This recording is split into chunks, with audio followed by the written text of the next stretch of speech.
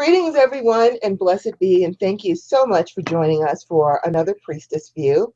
Tonight, we're going to be doing part 2 from last week's Is It a Soulmate or a Spiritual Assignment? We'll be giving you some tips, some spells you can use, and then we're going to go over some other subjects that will help you to navigate your way through this particular category of life. But first, as always, I'm Goddess Rhonda, and of course we have with us our gorgeous Goddess Star. Hi, everyone. Good to see everyone again. And you're all so glad to have you guys here tonight again. Thank you, and blessed be. Blessed be. And so first, as always, we like to cast a circle of protection around us.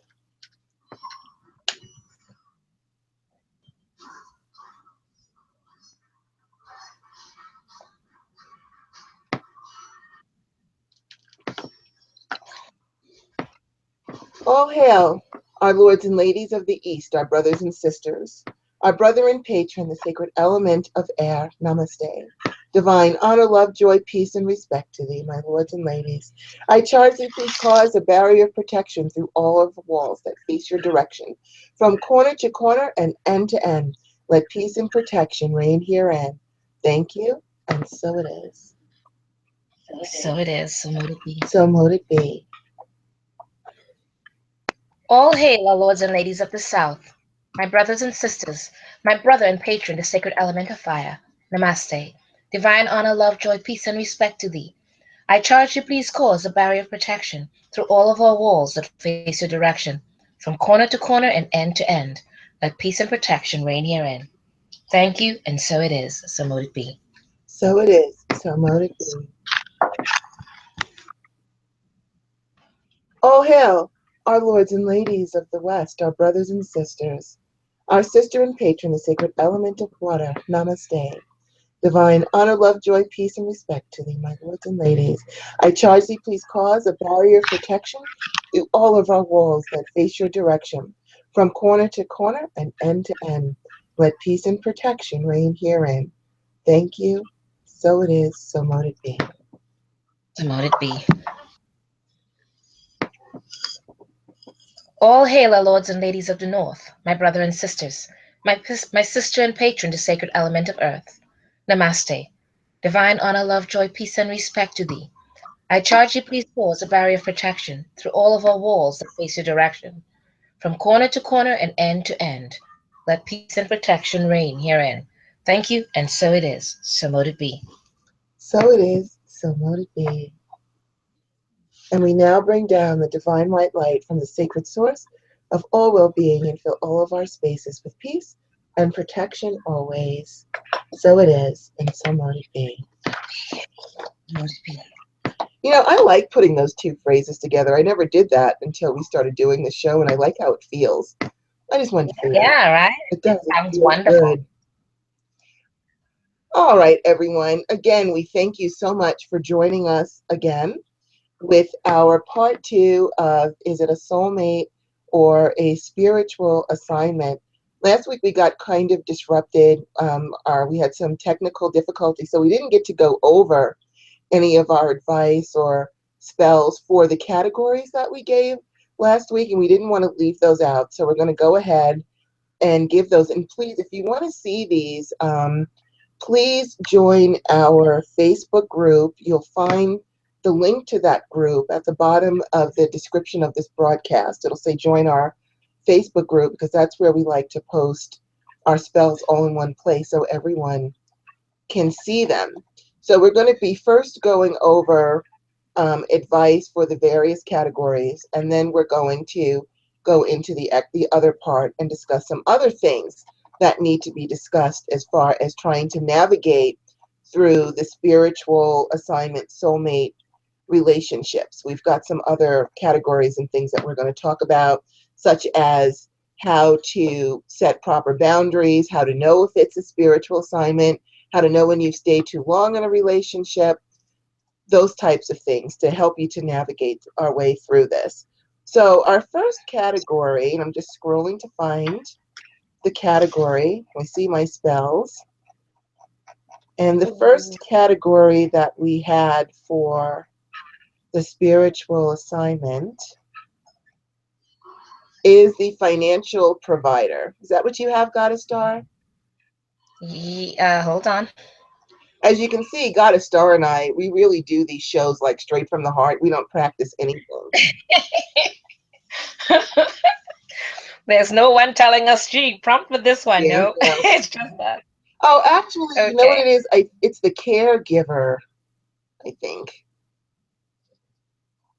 Okay. Yes, strengthening a caregiver, right? Mm-hmm. Oh, is that one? No, no, I think it's healing a relationship, actually, Well, no, this is the is the first one. categories of the spiritual assignments that we went over last week. Okay. So we had the listener, we had the caregiver, we had the financial provider, that sort of thing. And I think the caregiver. Oh, okay. There were categories of the caregiver. Please forgive me for that. Okay, so the first one actually is the financial provider and what we can do, what tips and tricks we can do to help you if you are the financial provider in the caregiver category. What you can do to help yourself to navigate through those things. So, Goddess Star, do you want to tell them first, or would you like me to? I if you can give me one moment, can you begin Yes, with I yours, will. and I will I will have go a ahead thought. and jump right in. Thank you. So first I want to say for everybody and for pretty much every category on here, if you are dealing with a lot of spiritual assignments, I suggest that you carry with you always, and this is like for every one of these categories because it's really helpful, is a High John the Conqueror root. And the reason that I suggest that is because High John the Conqueror root can make you the master of all of your situations. And, it can seem like when we've got so many people pulling on us that they're the masters and we're just the servants trying to catch up with everybody.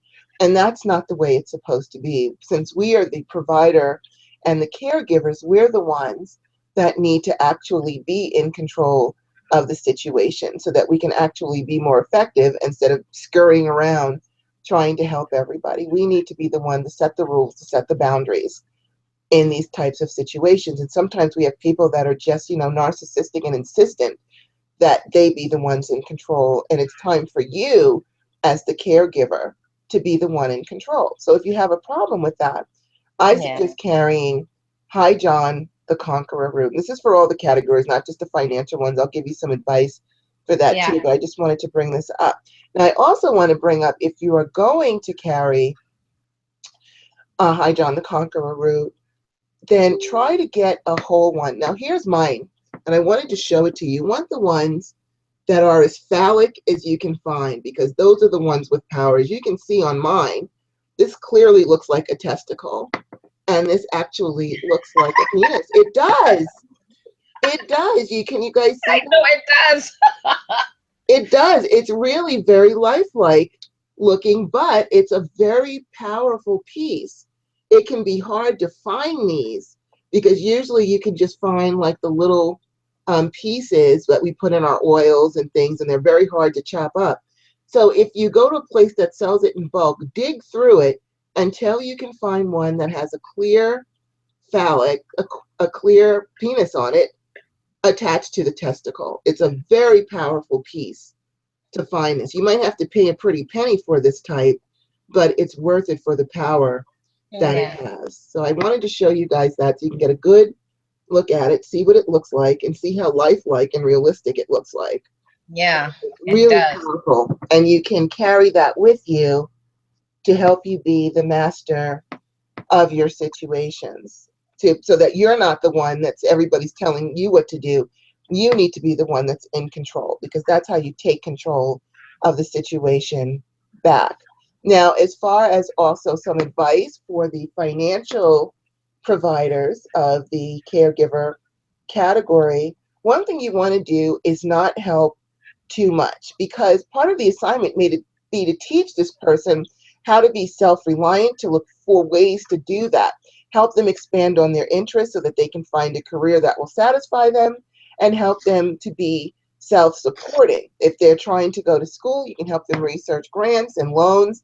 There's a lot of grants out there now that will help you to get through school, and you can even get enough now that it will help you with your living expenses, and then you won't have those loans to pay back. Or if they want you to give them money, give them a task to earn the money. Have them clean your car or do your laundry or do something. The same way when we were kids and we had to do chores to get an allowance. Don't just hand out your money, make them earn it in some kind of a way, even if it's just cleaning your car or scrubbing your stove or doing something to earn the money so that they recognize that money does have to be earned and it's not just given out. And I'll tell you a story. My mom could be very harsh. And my first job was at Estee Lauder when I got out of high school. And I only made, my net income was $90 a week. I worked there part-time nights. $90 a week. And my mother took 45 of those dollars. She took half of it. And she said, and of course I was upset because now I only have 45 bucks after I worked all hard for the week. But her attitude was, you know what? When you get out in the world, you don't get to keep all your money. You have to pay rent, you have to pay utilities, you have to pay groceries, you have to pay for your car insurance, your gas. You'll be lucky if you have anything left of your paycheck. So get used to budgeting yourself on a little bit of money because you're not going to have your whole paycheck to work with. And even though I grumbled and was angry when she did that to me, as an adult, I am really appreciative of that because I did learn how to budget and work within a tiny budget to feed myself and do all these things because you don't get to keep your whole paycheck. I'm sure everyone who works knows you're lucky if you get to keep even a little bit of your paycheck by the time you finish shelling out all the bills and things like that. So teaching them about budgets, making them earn the money instead of just handing it out to them, and helping them to look for ways to go to school or find a job, that sort of thing, instead of giving them money. That can help you and help them so that they understand that money needs to be earned and you can help them find a way to earn it instead of you just shelling out constantly money to these people. So that's my advice for the finances. And the High John the Conqueror is for pretty much everything. If you're a caregiver in the caregiver categories, no matter which one, no matter which subcategory of caregiving, you really want to try to find one of these. It'll be hard to find one of these online. You really need to try to go to a store and dig through it because usually they keep these in big boxes or jars and you have to just dump them out and dig through it until you find one like this. Anyone will help you. I mean, if you can't get this one because it's rare to find one like this, then, get what you can, but at least try to get one that's like the testicle one or something. But if all you can get is a little one, get it. It's better than nothing. But try to get a Yeah. one that's intact like this one. Okay, take it away, Goddess Star. All right. I think you gave such wonderful advice. It's all and the High John the Conqueror, that was in my shop from day one in my cash register. So yes, it's great for all types of business.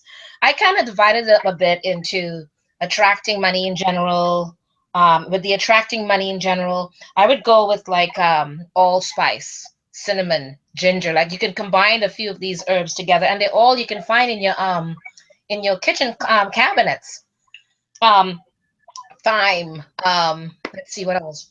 Along with the Hydron Conqueror, another one that's really great is Dragon's Blood. It kind of uh, it expands and makes things become even more powerful.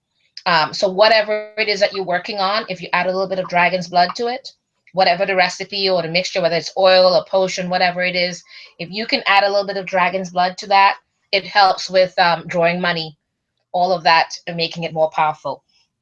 Lodestone is great, and patchouli. I've had a jar of it, and you have to, of course, keep feeding it with the iron filings. But they're great for you to be using um, to add that in your for drawing money. If you have a business now, on the other hand, like Goddess Rhonda said, if you can keep it in that High John the Conqueror root in your cash register, that'd be great. Again, you can use the allspice, benzoin. Any of those kinds of things are great for drawing business too. If you, as the financial provider, if you have your own business, those are some of the things that would help. I know five finger grass is also great for businesses too.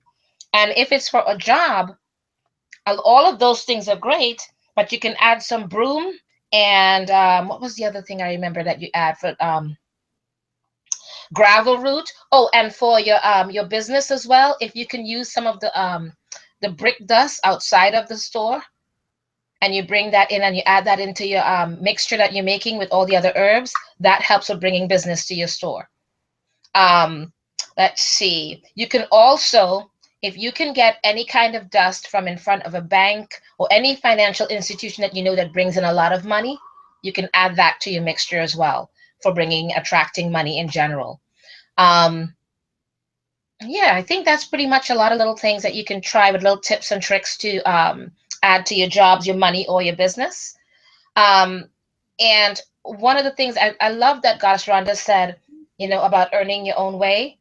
But I've also had people who really, we're not even talking kids, we're talking adults who are constantly attaching themselves to you in the sense of, help me with the next step.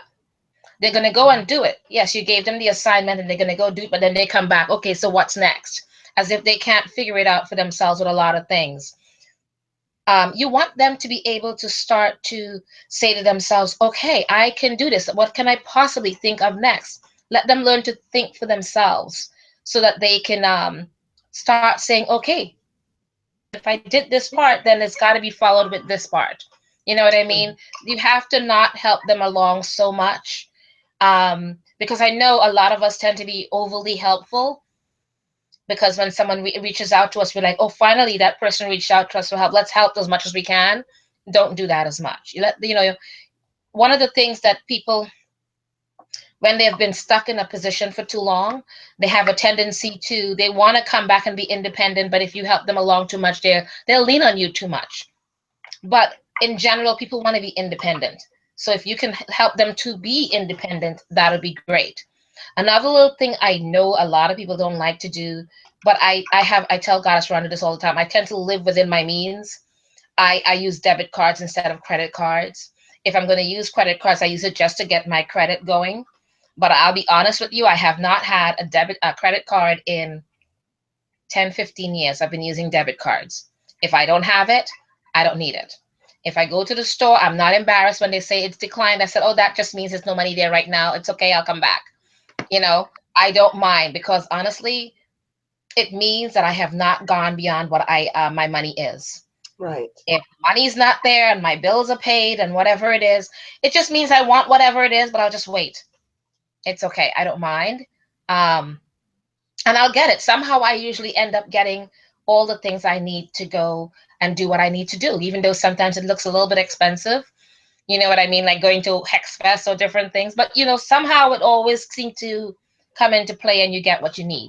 Right. So my suggestion with that is, do try to live within your means. And because I know people that are $26,000 in credit card debts, and I guarantee you did not buy that many things. You probably spent about $10,000 for items, and now you owe them that extra money, all of that in payment fees and everything, which is kind of silly. Now you've paid for that item that you thought were on sale, so much money. And my 18-year-old son, he was the one that came back and said, Mom, I will never get a credit card. I don't know why people do this to themselves. So, because they're all inundating him with all these credit card things because now he's 18. And I'm so glad to see that he's not attracted to it. So, just a little bit of advice with that, because it can put people in a lot of debt. It's scary. All right, Goddess Rhonda, what's the next one you're going to do? Okay, just really quick one. I forgot to add this one, and I'm going to put a link to a video in the chat room, and I'll include it in our Facebook group, is how to make a prosperity manifestation plate to help you with that. And it's really, really simple. All you really need to do is you wrap a plate or a saucer with a piece of aluminum foil, and then with a dull pencil, because you don't want to poke the foil, you write your petition for money, however much you need in there, onto the foil. Don't just say, give me financial abundance, because what does that mean to the universe? That could be $10, $20, $1,000,000. What does that mean? So be specific as to what it is that you need to settle your debts or to help people. And you're going to be using, as you're writing with the pencil, of course, your pencil is going to become your wand. So you're going to let your energy flow through the pencil and into the foil. Pencils actually make great wands, because the wood that they use, I believe, is cedar, which is power and protection. The lead, which is not actually lead, it's I can't think of what it is right now, but it's based on creation. The carbon, that's what it is. It's a carbon based substance, and carbon based, we are all carbon based people. If the plants are carbon based, it's about life and creation. So pencils are actually really strong wands. So let your energy flow through the pencil into your petition, into that foil, and then you take the plate and you put it in a sunny window and you let the sunlight hit it. And the sunlight is going to project and magnify your wishes out there to make it happen for you. So you can make your petition to the sun or to whatever deity you want, and the sun will hit that foil and you'll see the light shining and it'll be projecting your wishes out into the universe. I always have a prosperity plate in my window. So I just wanted to add that. Okay, so now we are up to the listener is our next category and what we can do for them. So what I have for the listener is create a listening schedule. When I say the listener, you're the one that everybody calls all day long. Your phone's blowing up or people are texting you with all of their stuff that they want to tell you about, basically so that they can take your energy and feel better and you get to feel worse. But what you need to do is to make a schedule. Don't just allow yourself to be an energy buffet 24 hours a day. You have to decide, okay, I can listen to you from 5 until 6. I can take questions or whatever, or feel free to talk to my answering machine or talk to my text me, because I found that a lot of people, they really don't want advice. They just want someone to listen to them. So I tell them, you know what, I'm not always available, but feel free to talk to my phone. Call my answering machine. You can text my phone. My phone will listen to you, because I can't always do it. And people will do that if they need to get it out. They'll send like a venting text into my phone. I know I don't have to answer it because they're just venting and they needed a place to do that. But then I don't have to sit there listening when I'm trying to get some things done. Now, if you're the type of person, or even emails, they can send you emails saying all the things that's going on in their life or what happened that day. And because you're just listening to it, you can glance at it and delete it or whatever. But at least you're not getting a full on assault of their energy, of all these people coming up to you and bothering you with their situations. I know you want to be helpful, but it's compromising your energetic field, and your first duty is to yourself. Now, I know that if you're one of those people at work where every time you look up there's someone standing at your desk to tell you their problems, because I've had that happen, then what you can do is shield your ears with a filtered type shielding. It can be anything that you want, a coffee filter, a screen, like from a screen door, anything. You're going to go out with the intention that you have a filter, a golden filter, whatever kind of filter that's over your ears that blocks their energy. You'll still hear their words, but you're not listening to them. They're not getting a direct injection into your energetic field through your ears, especially if they're on the phone, because that's a direct injection. So by shielding your ears, and you can do this just simply with intention, that I'm putting a golden filter around my ears that blocks out all adverse energies and allows only good energies. And so it is, so mote it be, however you want to do it. And if you try that right now, you'll feel a difference in your ears. And you can do that before you go out for the day. Then you've got your filters up and you can listen, and you won't be feeling the brunt of their energies going through you. Now, if you're constantly listening to the challenges of others, you should actually invest in some kind of a talisman to help you, to block you, depending on who you are and what your needs are. If you don't know what to get, you can get, a garnet is very protective. Onyx is very protective. Newmite, which is called the Sorcerer's Stone. I have tons. I should have brought some in. While God of Star is talking, I'll go and get one to show you. Newmite will actually keep the body, mind, and spirit balanced. It's called the Sorcerer's Stone.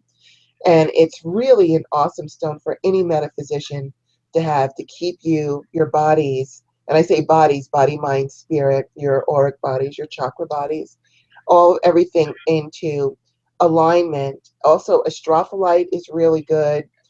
Amber, jet, obsidian, Yeah. a quartz crystal is really good for you to use, but have some sort of talisman to deflect. Like on my desk, I've got a cherry amber crystal point. I don't know how well you can see that. And this, because it's cherry, it represents, because it's red, I should say, it represents Mars, who's the god of war, the god of defense. So this is programmed to defend me, defend my room, defend my car, defend my cat. It works on to defend me all the time. So you should get some sort of a talisman, either one for your room, one that you can wear. I also wear my raven. My raven takes really good care of me and protects me. So by all means, get yourself some sort of a talisman, and that will help you with that. All right, Goddess Star, your turn. Absolutely. Ah, all wonderful suggestions. Um, but as you were doing that part with the one with the air, I remember that what I usually do, because this is New York, unfortunately, you're doing the air, covering your ear and everything. Um, I have a tendency, like you said, people come up to you all the time. I'd be eating lunch, dinner, breakfast, and I'm, at the outdoor cafes and stuff like that.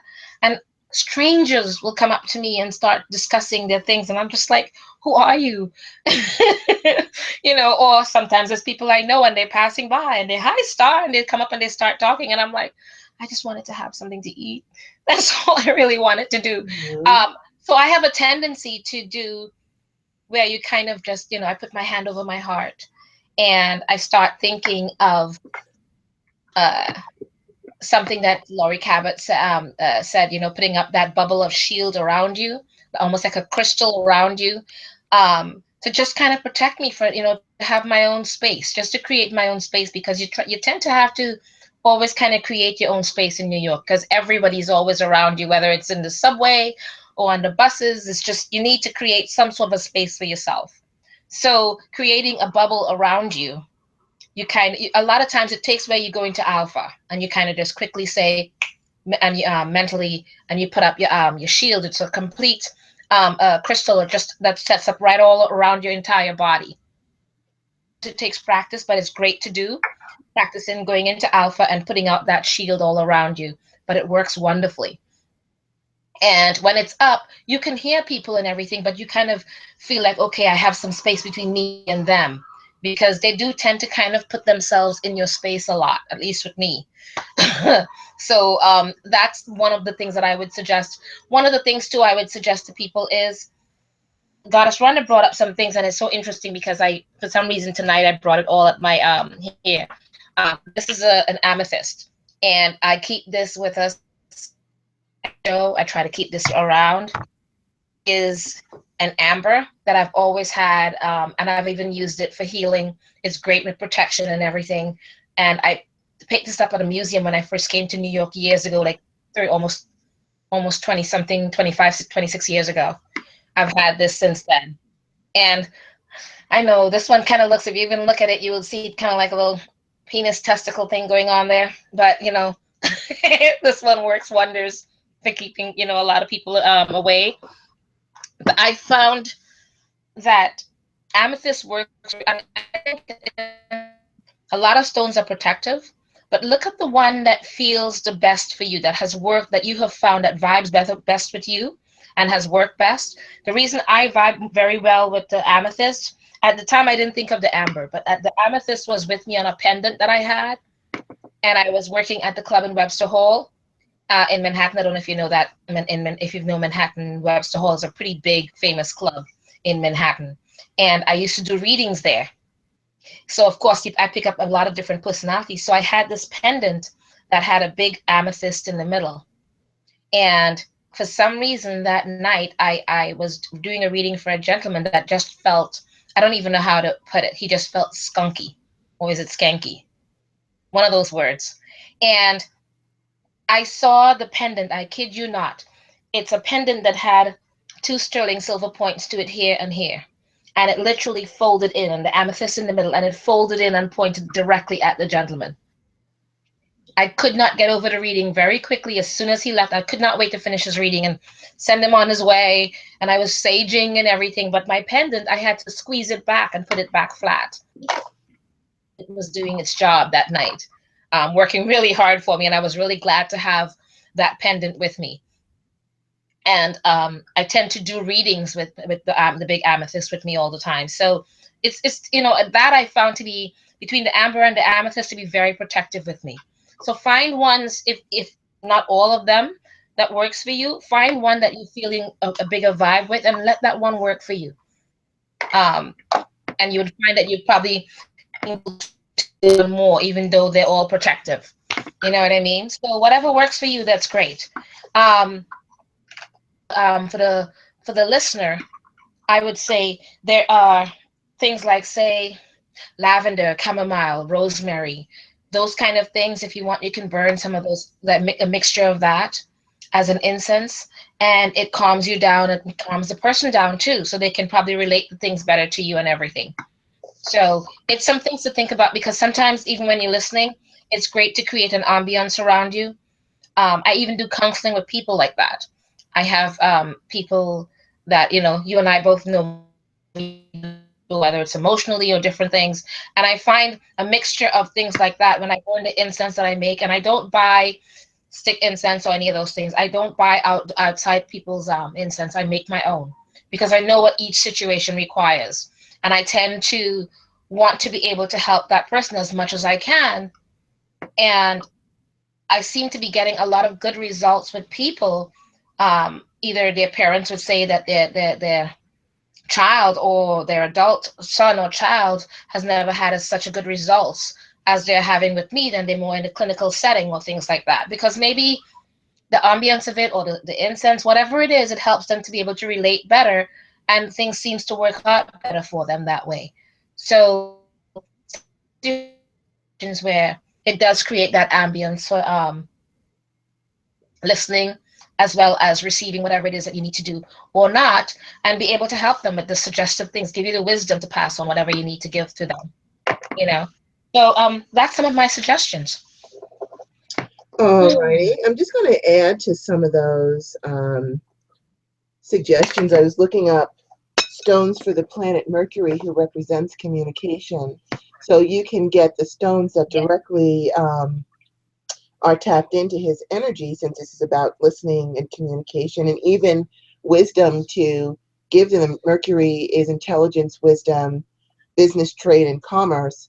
So you can even use the Mercury stones to help them get a job, to have the wisdom to how to advise them, but also to block negative communication. So those stones, which is based on Scott Cunningham's Crystal Gem and Metal Magic, are agate, aventurine, mottled jasper, mica, and pumice. So those directly relate to Mercury, and since we're talking about listening and communication, you might want to invest in some of those stones. Also, if you're going to wear a bracelet or a ring, you want to wear it on your left hand, because this is where we receive. So if you're receiving the adverse energies from the left, you want to block it from the left so that it doesn't come into the left side.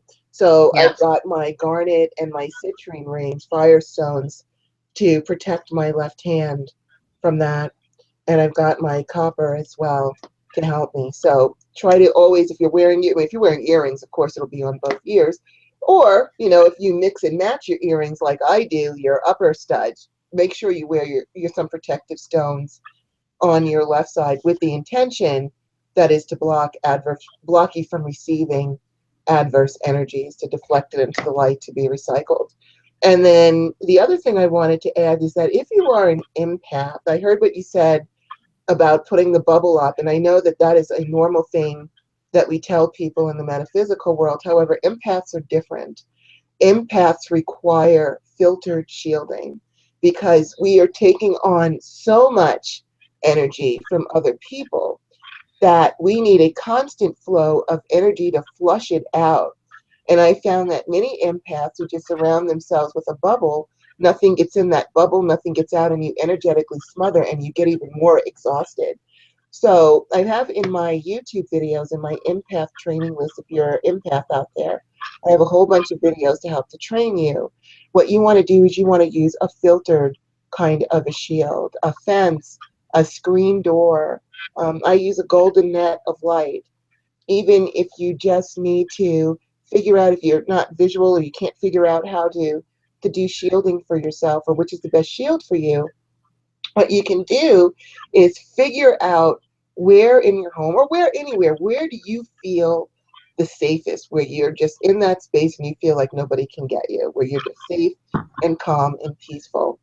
And what you do is that space is going to be your sacred space. So let's just say you're at your desk at your office and someone comes up to you and they're like, oh, wah, wah, wah, with all this and all that. And they've got all this negative energy. In your mind, you're not sitting at your desk. You are in your safe space. And you will find that you will feel cloaked from their negative energies and you'll calm down too.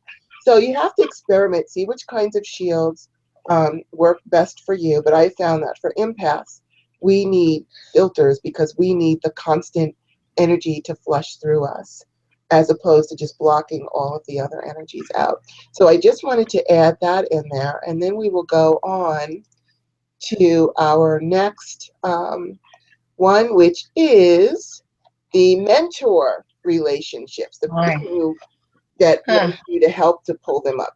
Quite frankly, I don't mind mentor relationships because I have found that the mentor relationships, these are people that are really serious about improving their lives. And they really do want to know, how can I get ahead in business, or how can I get ahead in love, or how can I get ahead in life in general? What can I do? And they're very serious about it. They're not going to sit around wasting your time and you give them advice and they don't do anything. I've usually found that these people really do want to move forward with something in their life. So, but you also still have to set boundaries because you can't spend your whole life mentoring them to help their lives get better. And then while your life is spiraling out of control because you're trying to help so many other people that you can't get into your own priority list of the things that you need to do for yourself. So one of the things that you want to do is to set boundaries with them. And if you find that you are giving them advice and they're not taking it, then, it's time for you to say, listen, when you're really serious, come back to me, or give them a task instead of saying, okay, if they say, you know what, I want to go to school and become, I don't know, a doctor. Instead of you saying, okay, you need to do this, you need to do that, you need to do this, you need to do that, give them one task to complete at a time. Say, okay, your homework for the week is to research different schools and find out what their requirements are for you to get into a pre-med program. Find 5 schools and then figure out what they need and what's going to be the easiest for you to accomplish. Just give them only one task. If you overwhelm them with a million tasks, they're not going to get them done, or they're just going to get confused, or they're going to do them half-assed. Just give them one task for the week and say, come back to me next week with your homework, and then we'll take it there from there.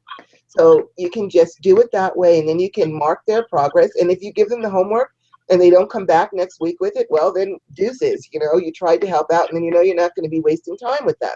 But if they do come back and say, okay, Rhonda, I did this, here's the 5 schools, and I centered on this one, this is the best one for me, then we're going to go to the next step. Okay, your next step now is to go to the financial aid office of the school and find out what kind of help you can get. Just one task at a time. It helps them better than to say, well, you need to do this and you need to do that and you just need to get it together and blah, blah, blah. They're not listening to you. They're getting overwhelmed and they're not following or remembering what you say. So just give them one task at a time. And again, we can call on Mercury for that because it's intelligence and wisdom, communication, to assist you in how to guide these people on what's best to do for them. Or you can actually ask their own people what is the best thing for them to do. So let's just say that you're dealing with a fire sign. Then, depending on who they're, let's say you're dealing with a Sagittarius, Jupiter is their ruling planet. So you can do a petition to Jupiter and say, hey, Jupiter, look, I got one of your people over here that needs help. And so I don't know how to help them, but you know how better than they because you are their planetary ruler. And since you are the ruler of Sagittarius and you're the planet of expansion, they're trying to expand their knowledge or expand their wealth or whatever it is, I need you to help them to do that. And I need you to help me to tell them how to do that. So you can go to their people and ask them for help, because a lot of people don't know who their guides are, who to ask for help. So they come to you, the witch or light worker, however you term yourself, for that. And you can then go to their people and put it on their patrons and say, look, here's your person here that you are responsible for helping. You're their planetary ruler. I need you to help them. And this is what I need you to help them to do, to guide them, guide me, guide all of us. So go to their people, find out what their sign is, who their planetary ruler is, and then address those planets and those gods and goddesses that represent. Because don't forget, when we say Jupiter, we have Jupiter the god and we have Jupiter the planet. So you want to address both of them and ask both of them for their help to help that person. Do a candle that represents the planet, write your petition in the candle. You guys know how to do candles, that sort of thing. Or if it's an air sign, you can ask Mercury to help you out. If it's a water sign, you can ask the moon to help you with that. Neptune, water. And there's a lot of things that can help you. And you don't have to take all of this on yourself. By all means, ask for help from the outside. And it particularly helps to ask their people to help them, because these are the people that are supposed to be watching their back anyway. It's just that most people don't know how to ask their people, or even who their own people are, but you do.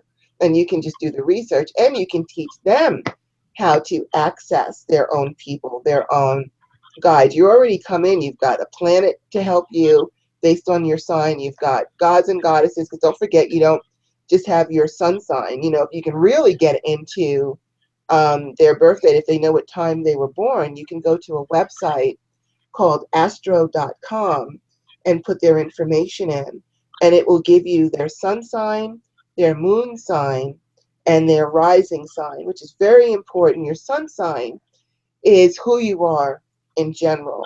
Your moon sign is how you think, and your rising sign, your ascendant, is how you present yourself for the world. So for example, I might come off as an extrovert because I am Leo rising.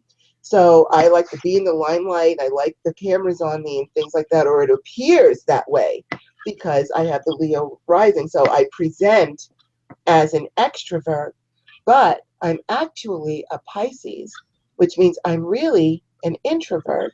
I might be very gregarious on television or on this YouTube video, but if you know me personally, you know that I'm very quiet, I'm very introspective, and it's very hard to get close to me. So I might present as a Leo and be in the spotlight and do well in front of the camera, but I'm actually a Pisces. My moon sign is Capricorn, which means even though I'm a Pisces, which means I'm very Neptune, I like to hover around Neptune in the spirit world, I really don't particularly care for it down here. I think it's a little harsh. So I'd rather float around up there in the spirit world. The Capricorn moon is Earth, which makes me grounded and makes me think in terms of banking and responsibility and helping people and defending them and that sort of thing. So let's just say the reason I'm telling you all this is if you know what a person is trying to do. So let's just say they're trying to go to school to do something. You want to find out what their moon sign is, because that's how they think, and that's where their wisdom is going to be based on. And then you can call on that ruling planet. So if someone will say, oh, my moon sign is a Capricorn, that ruling planet is Saturn, I'm going to call on Saturn to help this person develop their brain, expand their knowledge, and that sort of thing. You might be thinking, oh my God, Saturn gets such a bad rap. Saturn is here to help you. He's helped me through a lot of things, and he's especially good at building businesses. So if you can find out the person that you're helping, what their sun sign is, their moon sign is, if they're trying to look more beautiful or they want to lose weight or whatever it is, find out what their rising sign is. Their rising sign is Leo. Call upon the sun to help that person improve their appearance or how they project themselves. If their sign is in Aries, call on Mars to help that person. If their rising sign is Aries, to help that person project themselves well, that sort of thing. So you can actually access their guides to help them and make petitions to their guides and people to help them, which will help to take it off of your back. And then you can also explain to them who their guides are, and how to access them. Because you've got planets helping between your sun sign, your moon sign, and your rising sign. You've already got three planets and three gods and or goddesses to help you. You've got three different elements already to help you. There's a lot that you can use to call on to take so much of the pressure and the onus off of you and put the onus on their people and their guides to take over and to take care of this for you. And with the extra added benefit that you can teach them how to access these people as well, so that eventually they can become self-reliant and they don't need you anymore. So that is my tip for the for helping in the mentor relationships. I say find out what their signs are so that you can find out their gods and goddesses that were assigned to them at birth, their elements that were assigned to them at birth, and then figure out what are they trying to do. Are they trying to improve overall? Then you're going to base it on their sun sign. If they're trying to improve something physically or outwardly, their health, you're going to base it on their rising sign. If they're trying to do something with their mind, they want to be creative, or they want to go to school, or they need intelligence or wisdom or some sort of guidance, you want to go with their moon sign. So that is my advice to you for the mentor spiritual assignment. Okay, Goddess Star, go ahead and give them your advice. You covered everything, girl. I think you covered everything because I had notes here and they're all gone. You covered it. So the only thing left really is some herbs that I would think to put together that would help them be a get up and go and kind of do their do the tasks that you've assigned them to. And one of the things is I unfortunately don't mentor anymore because I became too inundated and it's just too overwhelming.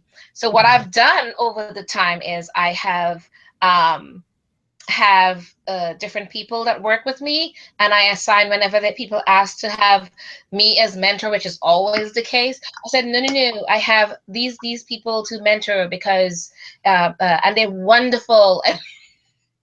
you know, so I delegate, and they're wonderful, and I kind of assign them already with all the things that I worked with already, like how a lot of the things that you mentioned, I kind of give them a sheet of what they're assigned to do and not do, because you're not there to be their one-on-one instructor, which a lot of mentees tend to want. So you're not there to teach them one-on-one and take them by the hand. That's a lot of money that is involved there, and they want it done for free. So that cannot be done. So even with the people that I assign it to, I tell them do not take them and act like you're teaching them privately. Assign them things, give them things, and tell them no, this is more of what this is along the lines of what I'm able to help you with. And if you want to learn further, you're welcome to come to our classes and learn properly, because that's where we do all the physical instructions. um, but the incense and stuff that I put together, I was writing them down. Basil, lavender, passion flower, rosemary, and sandalwood is great as a mixture to kind of get up and go. Um, and I'll put them out. Let me put. I'll type it up and I'll put it in the on. Anything like any of the herbs I mentioned and stuff, I'll type them up and put them out there for you guys. And Goddess Lioness said something, and I said, let me let me put it out there for you guys. She said, I was just speaking with someone about store-bought oils. It's best to make your own, like the incense, although I do buy them incense and my own and my okay, incense and my candles. I've tried making my own candles, not a good look. My kitchen is a mess afterward. I understand. You don't have to make everything yourself, because honestly, I am not making any candles, but I will gladly carve the candles and make that spell candle. But I am not going that all the way like that. It's just a lot of work. And like you said, it's messy, and it's not my thing, so that's why it's messy, because I'm not willing to learn the refinement of it. Um, but your oils, the problem I find that with store-bought oils, unfortunately, a lot of them, it's not that they are intending to not sell you the genuine thing. A lot of them, they have their rent to pay, and they will go with the less expensive item that they think will work the magic anyways. Um, and unfortunately, a lot of them, instead of using, say, something like almond oil as a base, or sesame seed oil as a base, or grapeseed oil as a base, they would use mineral oil, which is basically gas. So I would say, I mean, as a base for an oil. So me personally, I'm allergic to a lot of those things, so I tend to make my own because I know what I'm putting in it. So just be aware of where you're buying it. That's all. So that way you will know that it's genuine ingredients being put into it. As Right. Donnie would say. Um, Right. and I think that's pretty much it because I think Rhonda just about covered. She covered everything, the planetary, everything, rising sign, everything else. So it's Well, all good. you might Got it want all. for a base oil. I like jojoba oil because I have very sensitive skin. So if you have sensitive skin, jojoba oil is the closest to our own body's natural skin. And I like to wear my oils. So I found that jojoba oil works really, really well. And I like to make my own stuff too. But you know what? I am really busy. I don't always have time to make something. So if you don't have time to make your own incense, go ahead and buy some, but then make it your own. Clean it out of anyone else's energy. At least it's already ground up for you. And then infuse it with your own energy. Because I believe in working smarter, not harder. I have so much stuff on me right now that I just can't, I don't always have time to do everything that I want to do. Although for the most part, I go ahead and make my own stuff. I just like to make my own stuff. I know what's in it.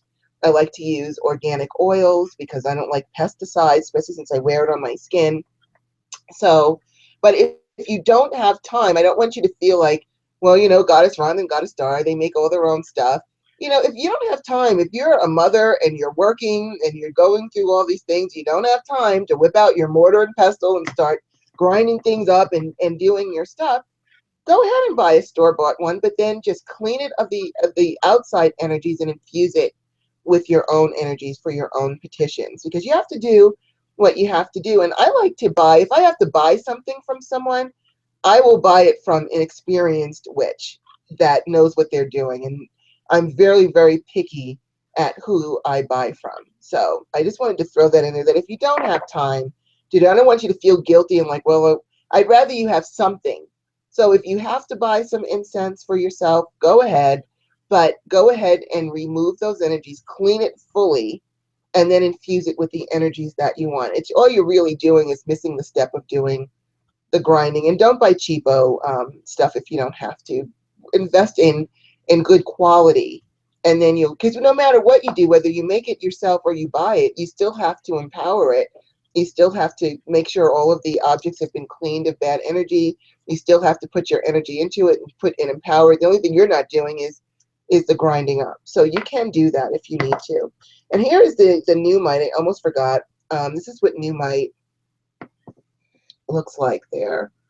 So I have a new All mite right. pendant, and I wear it with an astrophyllite that also helps to balance out all of the energetic bodies as well. So if you can get some of these, and you can just get stones too. I just happen to have a pendant here, but you can just get loose stones also that you can carry with you and put in your bags. So, all right, so there we are with that. Let's move it along because time is flying as usual.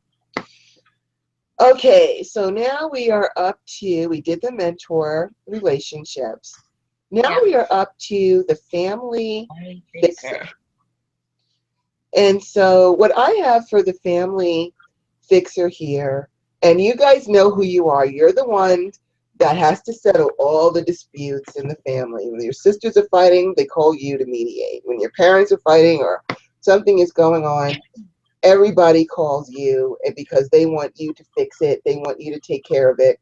And then you end up spending all of your time fixing the family problems while your own personal life spirals out of control. And that's where the problem is getting some balance done. Of course, we all want to be of service. Of course, we want to help everyone. We want everyone to succeed. We want there to be peace. We want there to be harmony. However, we can't do our job effectively if our own life is reaching the point of explosion. We have to pay attention to our own lives. It is actually your duty to put yourself first, because if you're overwhelmed and out of control with everything, you really can't be of assistance much to anybody, let alone yourself. But if your own life is organized and running smoothly and you're feeling strong and vital, then you can be of help and of service to other people. I always say you can't help someone fly if you have a broken wing. And a lot of us are running around with broken wings trying to launch everyone into the air, and we can't even get up off the ground because we haven't had a chance to tend to our wings. So, Hmm. my advice is tend to your wings. And also, what I have here is a self dedication ceremony, and we really are going to need to, if you want to see, because it's long. I don't know if I can post the whole thing in the chat room because of Now how it ends up long it being. is. So I'm going to put it in our group. And what it is, it's a self dedication ceremony where you start to really dedicate yourself, to your strength, to your prosperity. Because again, if you are strong and vital and prosperous, you can help lots of people. But if you're tired and you're weak and you're broke, you really can't help anyone as well as you would like to. So the self dedication ceremony, and I have to do this preferably on a Friday during the waxing moon. Friday is the day of Venus, and we are learning to love ourselves and put ourselves first. And what I want you to do is to find a piece of jewelry, a ring, a bracelet, a necklace, something that you can wear every day. This is going to be your self dedication talisman. And so, what you're going to do is you're going to take your jewelry and you're going to light a pink and a green candle, and you're going to stand totally nude in front of the mirror. You're just going to strip down and hold your jewelry. And you're going to say, I, whatever your name is, recognize and accept that I am a beautiful spiritual being, blessed, loved, and gifted by the universal life forces, and am therefore worthy of the love that I now grant to myself. From this day forward, I vow to love, honor, and cherish myself above all others, knowing that by doing so, I will become an even greater tool of the universe to those around me. If my spirituality suffers, then I will not be as effective as I can be. And if I lack love for myself, then I will not be able to attract the love that I seek. I will help myself as I help others. I will instill peace into my life in the same or greater manner that I seek to instill it in others, recognizing that I am as worthy as those I seek to help. I recognize the beauty that is within me, the intelligence, the kindness, and I am grateful for the wonderful characteristics that have been gifted to me and honor and respect them. The universe smiles upon me, and I am filled with joy, with love, and respect for myself. For if the universe finds me such a worthy addition to this reality, then so must I, and I do. Goddesses of love, Venus, Freya, Aphrodite, and those that I have not yet had the honor and pleasure of meeting. Please bless this jewelry with both love attraction, love projection. Let it be a constant reminder to me to love, honor, and cherish myself always. Let it remind me to respect my life, my beauty, my spirituality, my positive passions, and all those things that I have been blessed and gifted with. Let it be a reminder that I have been chosen to walk in this world, and what an honor that is, and to feel the love and joy that such an honor brings. And look into the mirror and say with sincerity, I look into my eyes, the beautiful windows to my soul, and I see the warmth that shines through them. I see the wisdom that is reflected through them from lessons from the past. I see the gratitude that shines through them for being allowed to exist in the present. I see the hope and anticipation of a happy future. My eyes are beautiful. I look at my mouth and am filled with joy as the lips curve upward into a smile. How beautiful my lips are when smiling, in repose, or speaking words of wisdom, or even frivolity. My mouth is beautiful. I look at my hair and see shining antennas to the universe. It is soft when you touch your hair, shining and filled with my vitality. My hair is beautiful. I look at my body and see my beautiful history of courage and strength. That which used to be called scars are actually badges of survival. My physical form has matured and has granted me even more beauty, and I am even greater skilled in the art of love. My body is beautiful. I was made a beautiful person, and that beauty is reflected within my being. from my soul outward, it shines like a beacon, and the entire world can see its shining light, even as I see it. And for this, I am grateful. I love myself, I honor myself, I cherish myself, for now and for always, so it is. And then wear your jewelry every day to absorb those energies and to remind you to love yourself, honor yourself, and cherish yourself. And that is going to put you at the top of the priority list and strengthen you and make you appreciate yourself and your life, which is actually going to help you to be the strong, vital, prosperous, wise person that you need to be to help others. Because if your own life is in chaos and disarray, it is very difficult to fix anybody else's life. And all you're going to do is end up in their frustration and your frustration as you're all in the abyss trying to figure a way out. So that is my self dedication ceremony. And also, got a star, I found out that YouTube presents its own chat room that I finally figured out how to use it. And so Awesome. we've got some people in that one, and I will show you how to use that. We've got Jennifer Brown, who says, I make candles for work. It's so easy. You just need the right tools. And also, she reminded me, graphite is the name that's what's in a pencil, not lead. And also, she suggests black tourmaline, the alchemist's stone. Yes. And Alejandro Chavez uses amethyst on a daily basis, and it works amazingly. Wonderful. Yeah. So I just wanted to say we've got that one going. Oh, and we've got Goddess Lioness is in both rooms. You go, Goddess Lioness, because I'm just finding this one. She's covering all her bases. Navigating everyone, and we've also got Soul Love. So I'm going to tell you how to do this, Goddess Star, because I only just figured it out myself, and I had to have a show going to figure it out. If you open up a new tab in YouTube and then go to this video, I'll send you the link to it. I'll put it on a Facebook message for you.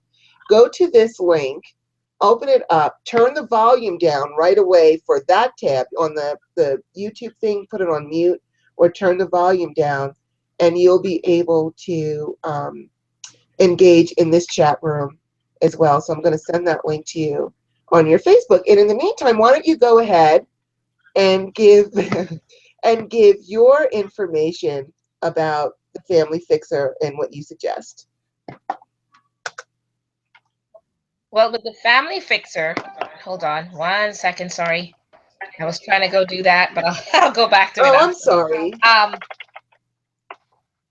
It's okay. With the Family Fixer, um, that whole, oh, I should turn that off because it's just doing a fire thing. So I'm gonna get out of it. Okay, there you go. Closing. I didn't have the time to do the. Okay, I'll go back and do it. Sorry. With the Family Fixer, you did the right thing. You know, that whole thing about when you're on a flight, and they say that you take care of you first and then take care of everybody else, your kids or anything like that. You have to do that. Right. One of the things that I believe is that as the Family Fixer, you need to be able to make yourself be the one that's the master of or mistress of of whatever else is going on. So for you to retain who you are as the person who's in charge, to get that respect, the success with it, your strength, you master the situation at all times. Um, some of the things that I would suggest that you use herb wise, and it's also something you can take and use with your candle. And for that, you can probably use like that would be great for doing it. And you could carve on there, whatever you can either carve out, the words that I want to be in control and master my situation as myself. Or even try Goddess Rhonda's self-initiation dedication, I think you called it, ritual for yourself. You can carve on there, or you can, as I don't know if you watched us before when we showed you how to do sigils. You make your own sigil by saying the words of what you want, and then you cut out each word letter that doubles up, and you make your own sigil for it. Whatever you want to do with that. But a great oil or incense mixture that would be great for it, whether to put on the candle, both the herbs and the oil, whatever it is you want to do, or even just create an incense. Try cloves, balm of Gilead, Damiana, lavender, violet, and passion flower.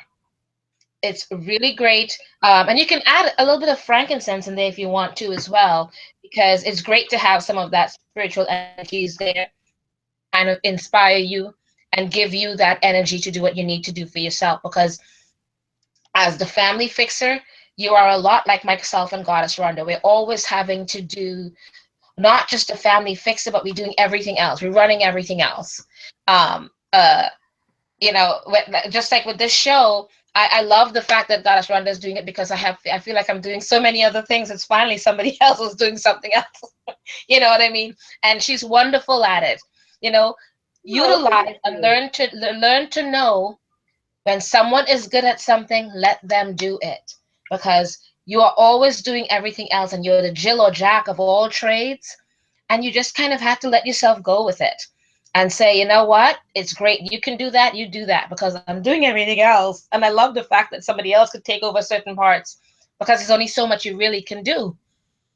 And no matter how much we say or do, whether it's the oil, the candles, whatever, if we are doing so many things, there's no way you're going to pull yourself together at all. You have to learn to delegate. You have to learn to take care of you. Be that person that say, okay, I'm on the flight, something's happening, and I'll take care of me first so I can take care of you guys properly. You have to kind of mentally say to yourself, I have to do these things for my own survival. Right. You know, but it's great. I tend to do a lot of the incense and the oils and all those things. I even do my soaps. I make my soaps with some of these things because I'm like, I need it all over. I need it from my lotion, my soap, everything. I'm like, I need it everywhere because, and I'm doing so many things. But at the end of the day, I do feel wonderful. I do feel as if I am, uh, I guess, in charge of a lot of things. And a lot of times, I hate to say it, we're not necessarily in charge of it, but it just kind of all comes together. You know how the 18 used to say, I love it when the plan comes together. Yeah. And they don't know how they got there. It just all kind of, and it came together. But they did it, and I love the 18, you know? So we're the 18 right now, and it just That's comes together. right. It is what it is, you know? And sometimes you can't control everything, but isn't it beautiful when it ends up in a way that was even bigger than yourself? That you're like, wow, this was wonderful. And I'm glad everybody ended up in a good place, you know? So you have to just sometimes just let it be, let things fall where it falls, you know? Don't take life so seriously and don't take yourself so seriously. Exactly. Just a little. Okay, so we did the family fixer. We are now Right, right. to um, The the energy energy bank food. for psychic vampires, I think. Yeah. Oh my Okay, goodness. so this is one of the biggest categories because it spans throughout all of the other, but it also stands on its own. It's the good old psychic vampires. Now, to be fair, we are all energy vampires. We need energy to survive. However, most of us get it from food, or we get it from, being outside in the fresh air or the sunlight. But there are those that actually do get theirs from the our energetic field. And so you'll know that when people come to you and they're all sad and they tell you their problems, they walk away feeling happy and perky, and you're like, oh my goodness, what just happened? I feel like a train hit me, because they took your energy. And a lot of people that are coming to you and literally taking your energy away from you. They do it through shooting cords into you, where actually, if someone says to you, oh, so and so got a star, my boyfriend broke my heart, then what they're really doing is they're shooting an energetic cord into your heart chakra to get them energy to make them feel better, and transferring their karma and their bad energy to you. So you can end up with chest pain or a cold or something. They walk away, they're all happy, and you're the one that's sitting there tired and your chest is hurting, or you're feeling pressure on the chest. Or if they're like, oh my goodness, my boss gives me such a headache, they're shooting a cord right into your head, right through your third eye, and they're taking your energy back. So taking your energy from you so that they can feel better, and then you're the one that's left with the deficit. So I've got two quickies to show you. To get their cords off of you, It's a very quick thing, and I'll send you a link to my video to do this. It's basically what you do is, let's just say, I'm just going to use the heart chakra for now, but you should do this with all of your chakras, especially if you've been vamped for quite some time now. You're probably compromised in many ways. But right now, I'm just going to do the heart chakra because it's just easy right now.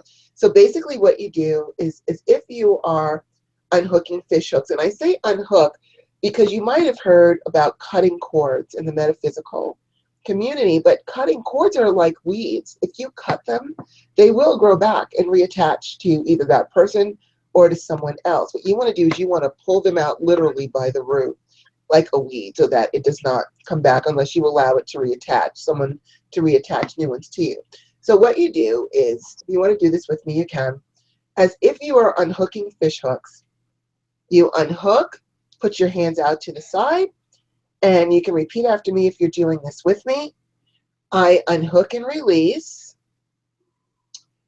the adverse cords, karma, and burdens of others and myself, and send them into the light to be healed and resolved as I am healed from them.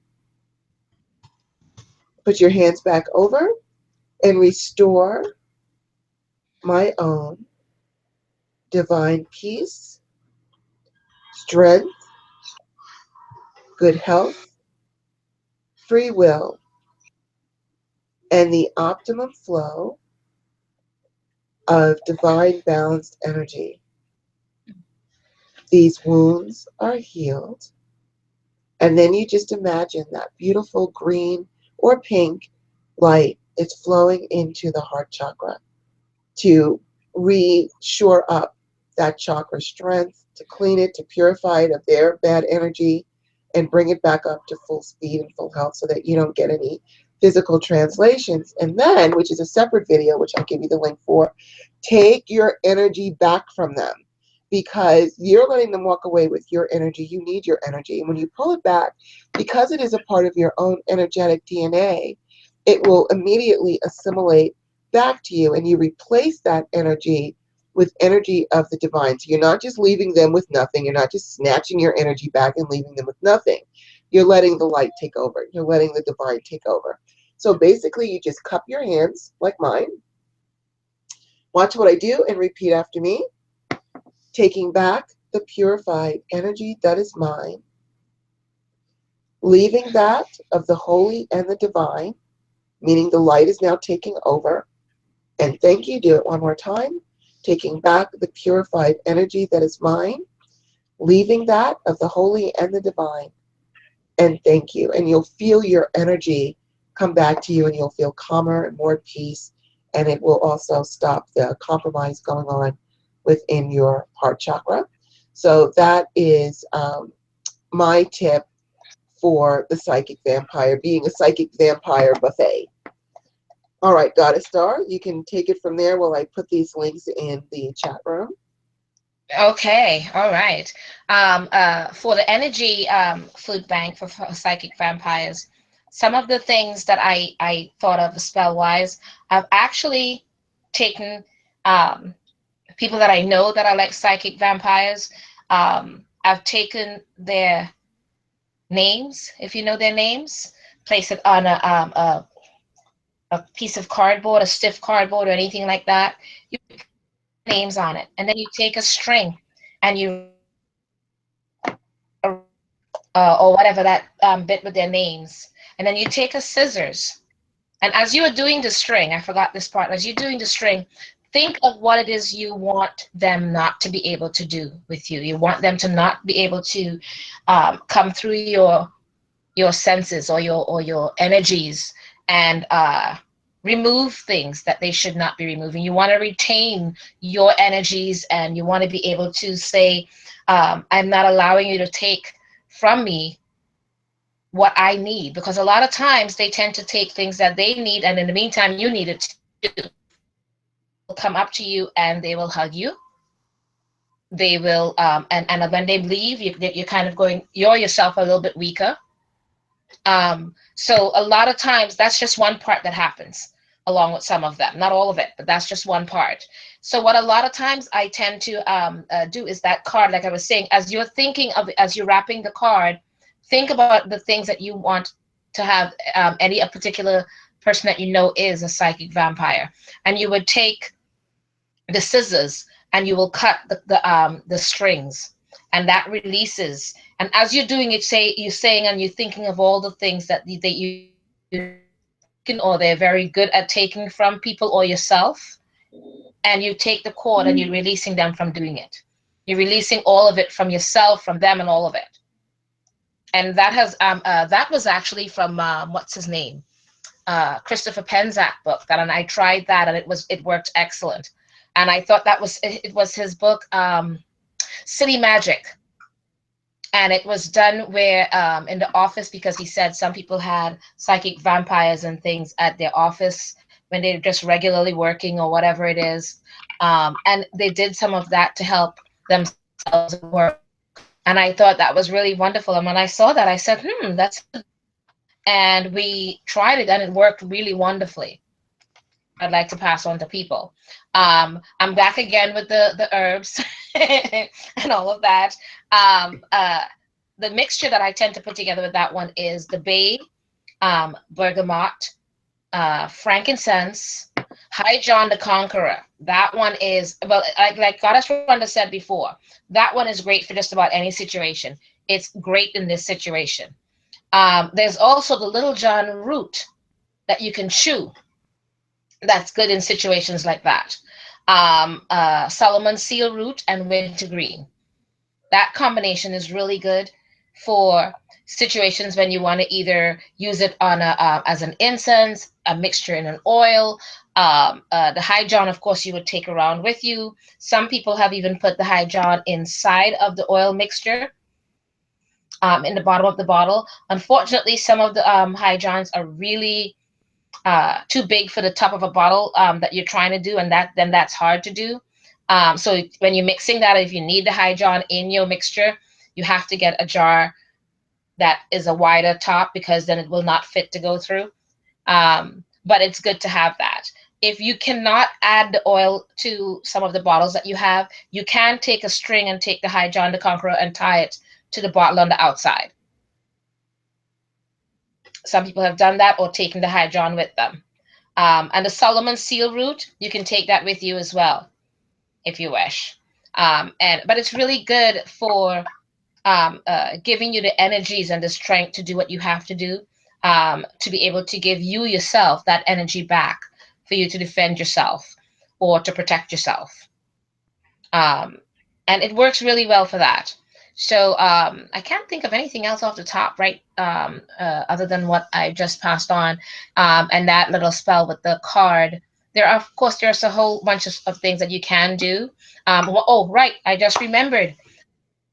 You can actually get a regular doll, and that entire mixture. I forgot all about that. I don't know how I forgot that. That entire mixture of the different herbs and everything can be put inside of a doll. You would say that replicant of yourself. You can dress it up as much as you can to look like you, and you can put those herbs inside of that doll, and that represents you. And that way you don't have to necessarily take it. And if you can't take any, like the High John or anything with you, you can put that doll, have it on your altar, and that is you.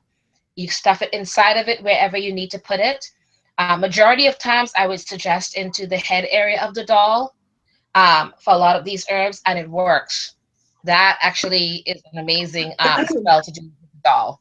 And that is you, I mean, I don't mean an expensive doll or the cloth dolls or anything. I mean, go and buy those cheaper dolls, like not Barbie, but the other cheaper ones you can take and just do a replicant of that for yourself. You can dress it like how you would dress, maybe put on a bit of your hair or clothing that you would like, whatever it is that you take to make it look like you, and that you can use. It's an amazing spell to use And you can just get for Lego yourself. dolls All at the right. Dollar I Tree. hope that. If you have a Dollar Tree, Huh? if you have a Dollar Tree, you can get dolls for $1 that you can use. If you have a Dollar Tree, You just go We don't into the have that course. here.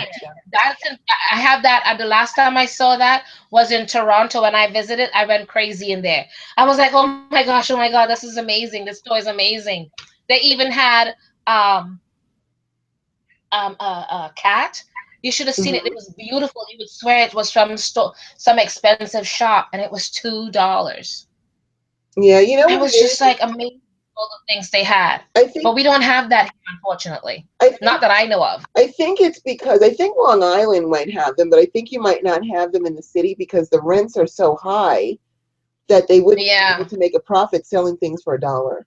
yeah, That's yeah, probably yeah. why. But But I it's have seen them amazing. in well, on Long Island, or actually, you can order from the Dollar Tree online.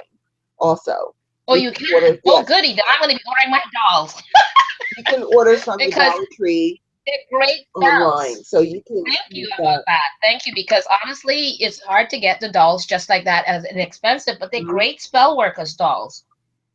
All of them, great invention. They're great spell things to work with.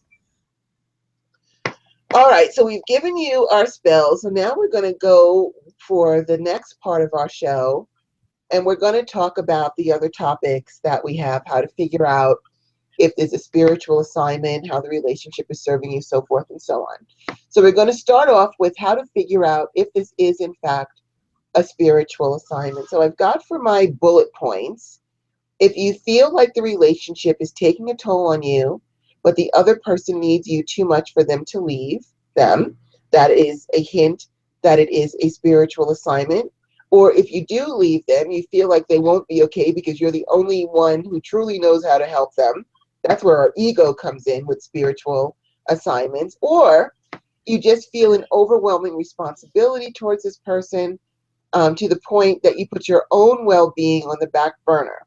And I find that that is usually the case, is that if you're just so drawn to help this person that they take over the priority and your stuff just goes right by the wayside, that's a pretty much a clear indication that this is a spiritual assignment where you are asked to give or freely volunteer to give, and nothing is expected back in return. So that's my way of figuring out if this is a spiritual assignment. Just easily, if I find out that I'm doing all the giving and I'm not getting anything back, that's a big sign that this is a spiritual assignment and not a friendship. And it's really important to recognize that, because people have wasted tremendous amounts of times in relationships that they thought were relationships, but were in fact a spiritual assignment. So, what do you Yeah. have, Goddess Star, to figure out if this is a spiritual assignment? Yeah, the giving thing, that's a big telling sign right there.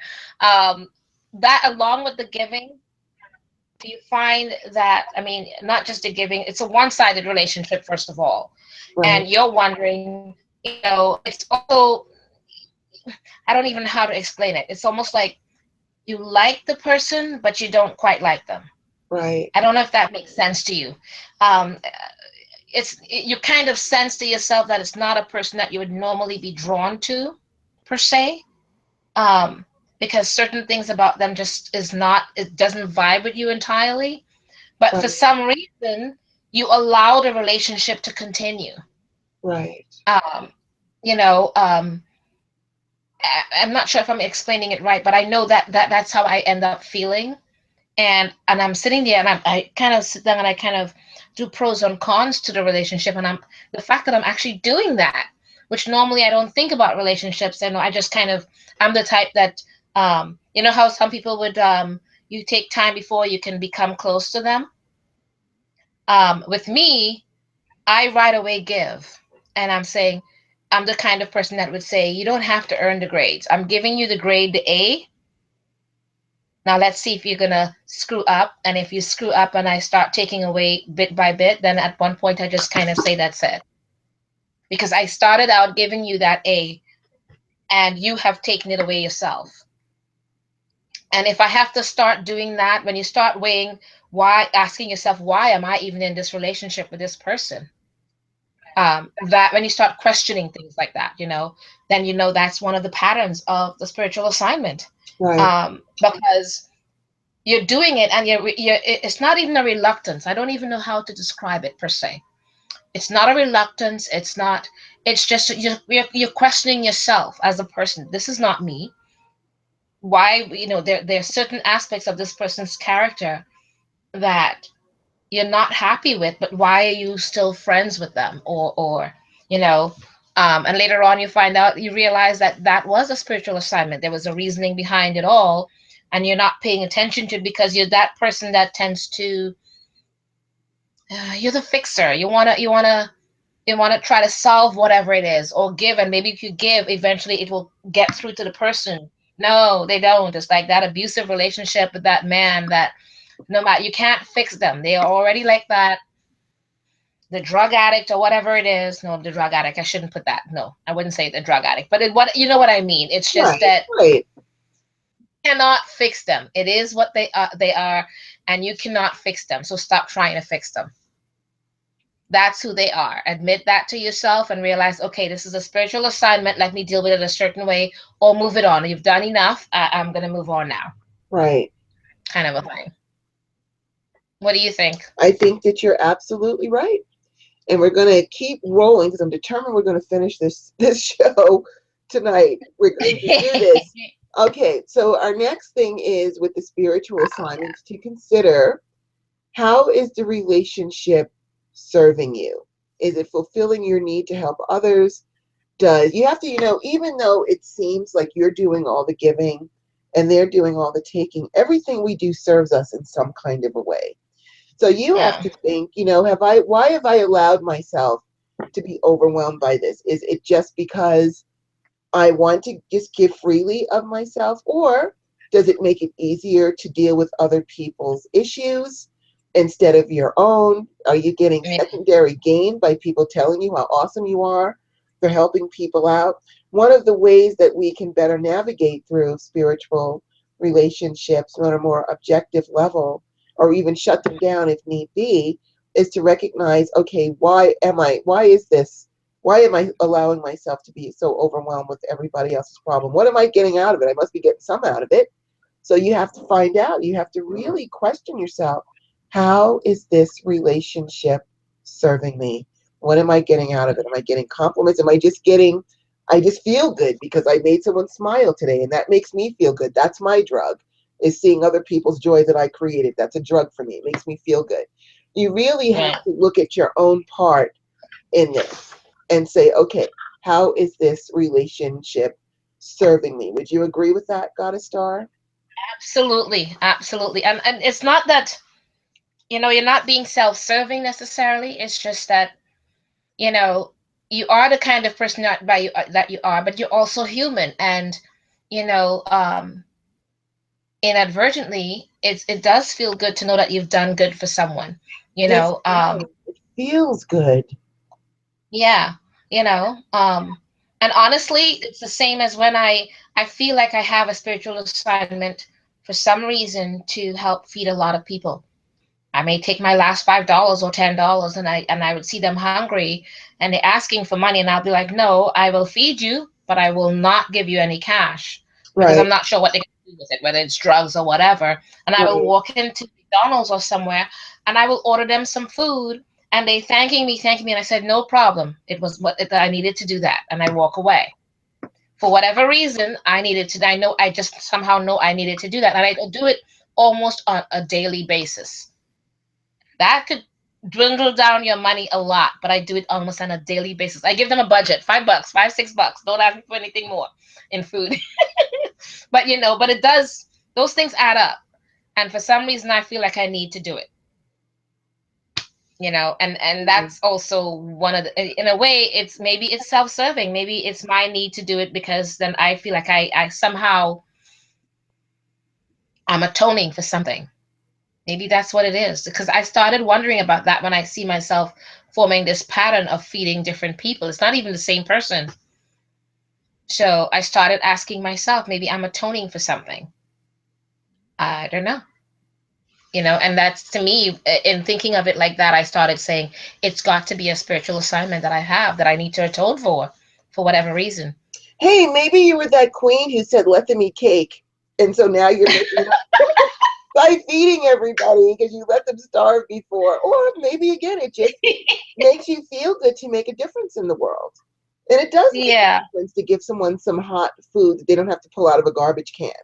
That's nice and yeah, made and hot. I think that's a beautiful thing to do. But again, and I have to question my own self too about, I'm much better than I was before. I am very good now at setting boundaries.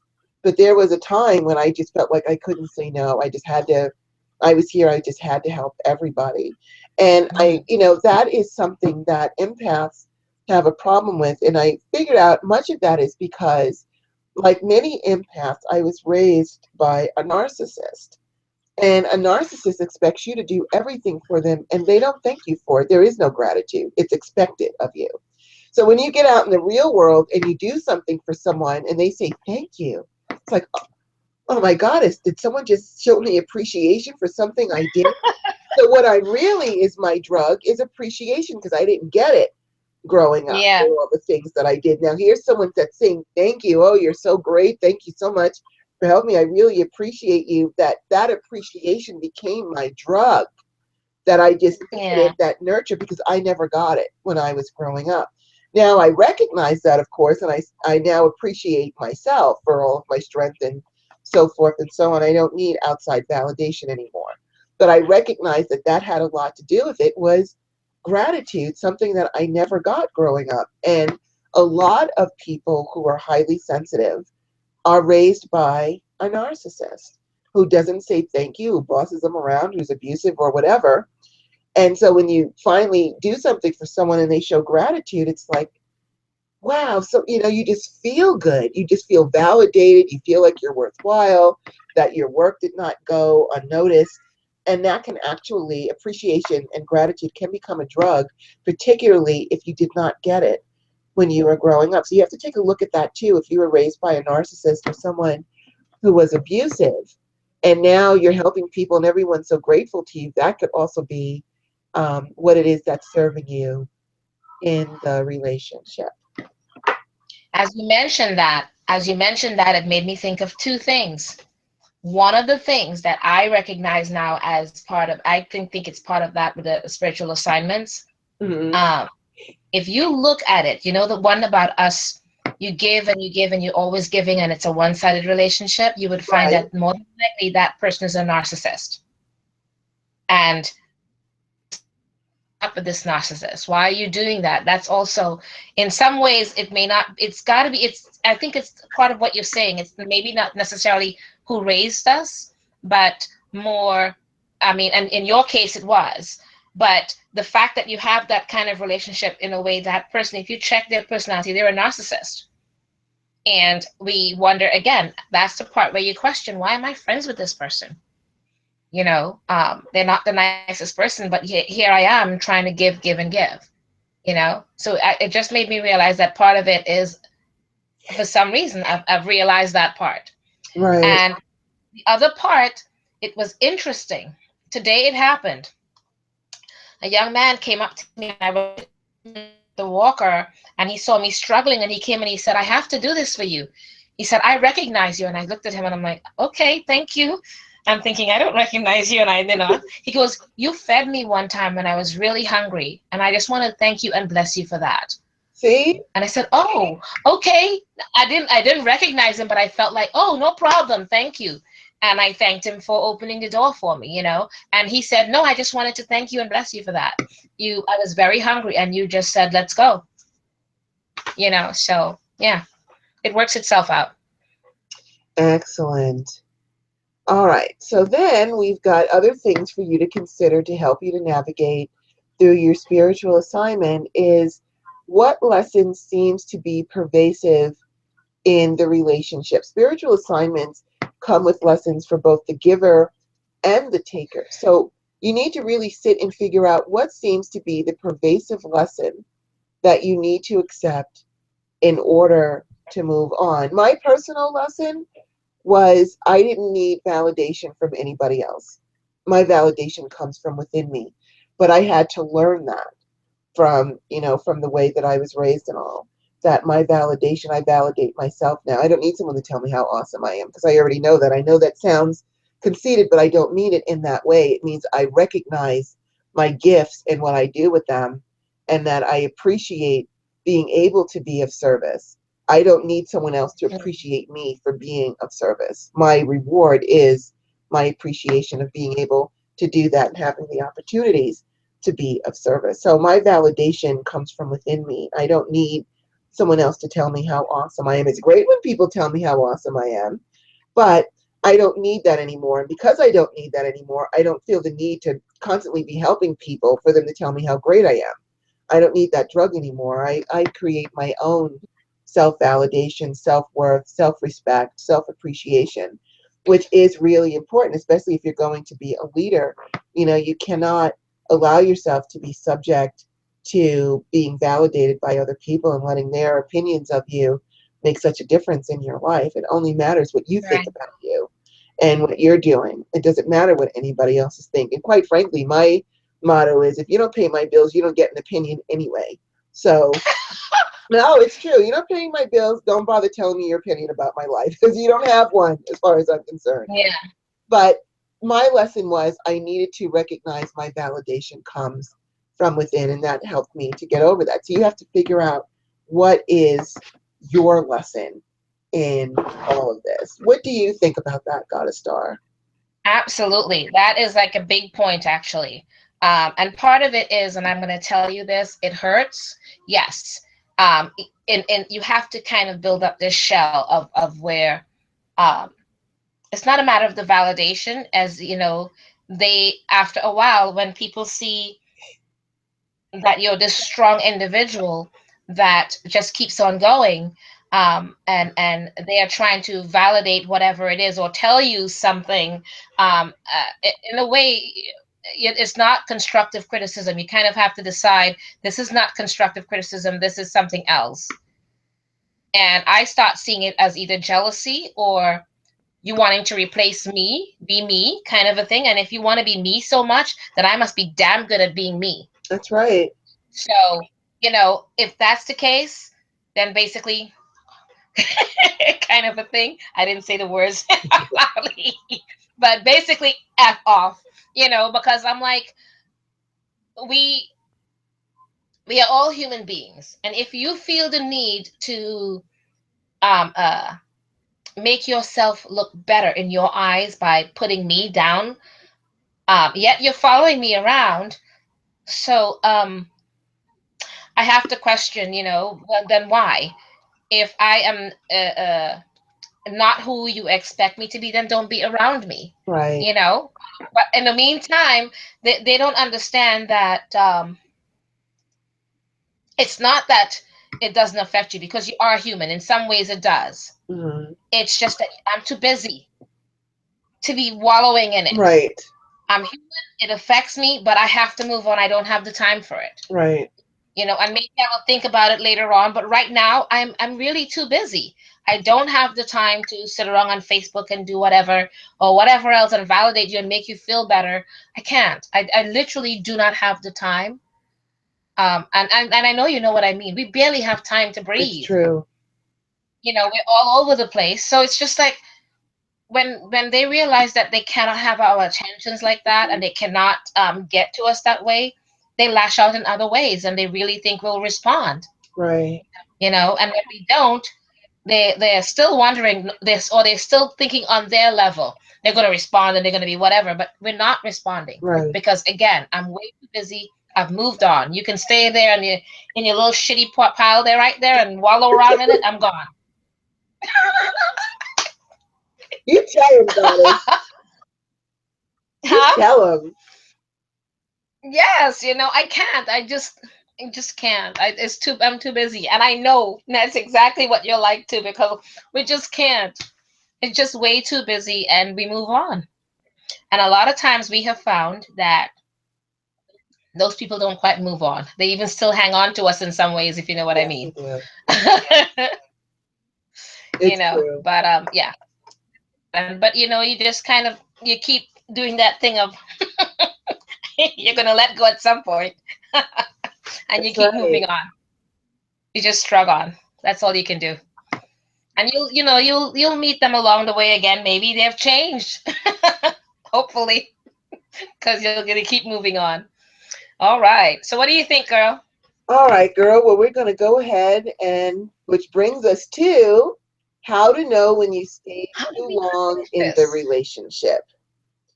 So my thing with that is the when you feel the emotion of dread, whenever you feel dread about having to go home or talk to this person or see them outside of the home, or when you look at your phone rings and you look and it's them on the phone and you're like, oh, oh man, I didn't even want to answer this. This is just draining. I can't take it anymore. It's time to let that relationship go. It's time because now it's compromising you. It's making you feel an adverse, what I call alarm emotion of dread, which is now going to fill your body with chemicals that of cortisol and adrenaline and all kinds of things that actually can impede your physical health. And so if you start feeling dread, like, oh, I just don't even want to go home, or I don't want to answer this person's phone call, or I just can't stand seeing their email, or here they are texting me again, that is a sign it's time to let this relationship go because now it's compromising you. And once you start being compromised, you can't be a help to this person anymore. You can no longer be a help because now you're coming from a place of dread, of frustration, of annoyance. And that energy is going into whatever advice you're giving them or whatever help that you're giving in them, and it's countering the good that you can be trying to do. So if you start feeling that dread, like, oh, I just can't believe this person's calling me yet again, or I don't want to answer the phone, it's time to go ahead and let that relationship go. What do you think about Mm, how to know when you stay too long in a relationship, Goddess Star? that's the biggest. That dread is the biggest. The other part is actually, I hate to say this, but when you start thinking, I wonder if this person is not in my life, better it would be. I'm not kidding. I am not kidding. No, I think that's awesome. You're right. You're right. But when you Completely. start, you're like, I wonder. No, you start seriously wondering, and then I remember waking up one time in the middle of the night, because I remember going to bed thinking that to myself. I wonder if, and then I woke up somewhere in the middle of the night, and I was like, I smiled. I'm like, that'll be so nice. It'll be peaceful, Peaceful. and all I could Peaceful. think, that peace of mind, that peacefulness. I said, and I actually almost gave a big grin in the middle of the night. If my son walked in, he would have been like, "Mom, what's wrong?" But you know what I mean. If the I do. fact that it wakes you up out of your sleep, and it makes you smile to think of the person gone, not dead, Right. just gone from your life, you know, that you're like, wow, okay, it's time. But you're still dreading having to tell them, but it's time. Right. And when it's done, and you let them know it's time that, I'm sorry, I love you, but you gotta go, kind of a thing. Um, Actually, it takes time. I'm not gonna kid you, it takes time, yes, and you heal and you move on, but you do feel wonderful and light afterwards, and you just kind of see all the ways that things are much better, and that's a shame, but yeah, it's that's a big tell all. And we have someone in our YouTube chat room telling Okay, I us. can't get to the YouTube for some reason, so go ahead, girl. We have someone in our YouTube. First of all, Goddess Lioness says, yes, you can order from the Dollar Tree. She picked up a box of candles that she ordered. And then also we have someone, that's him, saying, ladies are looking beautiful. Thank you so much. We appreciate that. Welcome, Divine Oh, thank you. Masculine. We always love to have the Divine Masculine in the house. And then in our other chat room, we've got Ty saying, for me, it was power. Someone said I had none as a teenager. Kind of believed it for a while. Then a bunch of shit fell apart in my life. Long story short, I came to realize I am the power that holds my life together. It took a while, but I finally got there. Good for you, Ty. Excellent. You are the Yeah, power. And I'm so glad to hear you say that because a lot of people, especially in our witchy world, we look for a power outside of ourselves, and we actually are. We're the the wand. power, We're the power. it's all within you. It is all within you. So I'm really glad. Yeah. All right, we've only got 3 more. We can make it. Okay, so our next thing is how to end a spiritual assignment. And my thing for that is this is when you have to pull your emotions back and you have to view this objectively and you have to weigh the pluses and the minuses. If this person is taking up way too much of your time, if you're, and this is a big one for me, if I give you advice and tell you how to fix things and you don't take the advice, you just want to keep coming back and telling me the same thing over and over again, and you have no intentions, obviously, of taking any of my advice or listening to what I have to say, you just want to vent to me, then I'm going to go ahead and say, listen, good luck to you. I really can't help you. I might send you to someone else who might be able to help you. I might send you to a counselor because obviously, if you're not looking for help, you're just looking for someone to listen to. There's plenty of psychologists out there that'll be more than happy to sit there with you for an hour and listen to what you have to say. I, unfortunately, have a lot to do. So I'm willing to listen to you and help you if you're going to really make an effort to really change the situation that you say you're trying to change. But if I see that you want to stay in the abyss, and it is my true belief that if you give people advice over and over, the same person with the same problem comes to you with the same issue over and over again, and you give them the advice and tell them how to get out of it, then they're not ignoring you because they're just being rude or they're just ignoring you. What they are really saying to you is, Rhonda, I need to stay in the abyss a little bit longer because the abyss has more to teach me. They're not ready to get out of the abyss yet because the abyss has something more to teach them, so they choose to stay in there. Still, if you choose to stay in the abyss, I understand that, and you've got your lessons to learn. I'm going to give you permission to go ahead and do that. But I have no problem with sitting someone down and saying, listen, you know what? We've been at this for quite some time now and we don't seem to be getting anywhere. It still seems to be a struggle for you. So I'm thinking you're really not quite ready to make this change yet. And that's okay. Change will come when you're ready for it to come or when destiny dictates when it's to come. But apparently that day is not today. And so I'm telling you this because I'm not trying to hurt your feelings. I'm not trying to abandon you. If you need my help in the future, here I am. But I can't continue to stay in this constant walking on a treadmill, getting off and being in the same place with you because I'm on that treadmill with you and I can't afford in my life to stay still and be stuck because I'm waiting for you. I can't do that anymore. So I'm going to have to go ahead and let you go. And that's what you say to them. It might sound mean, but you're not doing them any favors by just listening to them go over the same situation over and over, and they have no intentions of changing it because they're still, as I said before, we learn through conflict, and maybe there's some really important lessons that they are still learning, so they have to stay in that situation. They might really want to get out of it, but there's something that holds them back from doing that because they need to be there. And that's okay. We give them permission to do that. We don't call them stupid or lazy or call them names. They are doing what their soul dictates needs to be done for their soul's evolution. If that means they have to stay in the abyss to learn more for their souls to evolve, then, more power to you. However, I can't hover over the abyss waiting for you to get out. And, sometimes when you put things in that term to people, it kind of snaps them out of it. They're like, well, wait a minute, I got this taxi here waiting to take me to a better place and I'm refusing the ride. It makes them take another look at it. And if they choose to, remain in the abyss or do what they're doing, again, that's okay. But go ahead and let them know that you can no longer continue to put forth this effort when there's no return on it and now it's leaving you stuck. And so, like I always say with my analogy with an ambulance, if you fall down on the road and an ambulance comes to get you and you refuse to get in the ambulance because you want to sit in the road, the ambulance driver isn't going to argue with you. He's going to say, okay, you go ahead and sit in the road, try not to get hit by a car. We've got other missions. We got to go pick other people that want to go to the hospital, so good luck to you. And if you change your mind, call 911. Another ambulance will be around to get you. Remember, you are not the hospital. You are the ambulance. And you can't force people to go to the hospital. You can't force them to take their medicine. They have to be able to do that themselves. They have to take that responsibility. So when you see that you've tried and tried and tried and have gotten nowhere, it's time to go ahead and end that relationship. What do you think, Goddess Star? Yeah.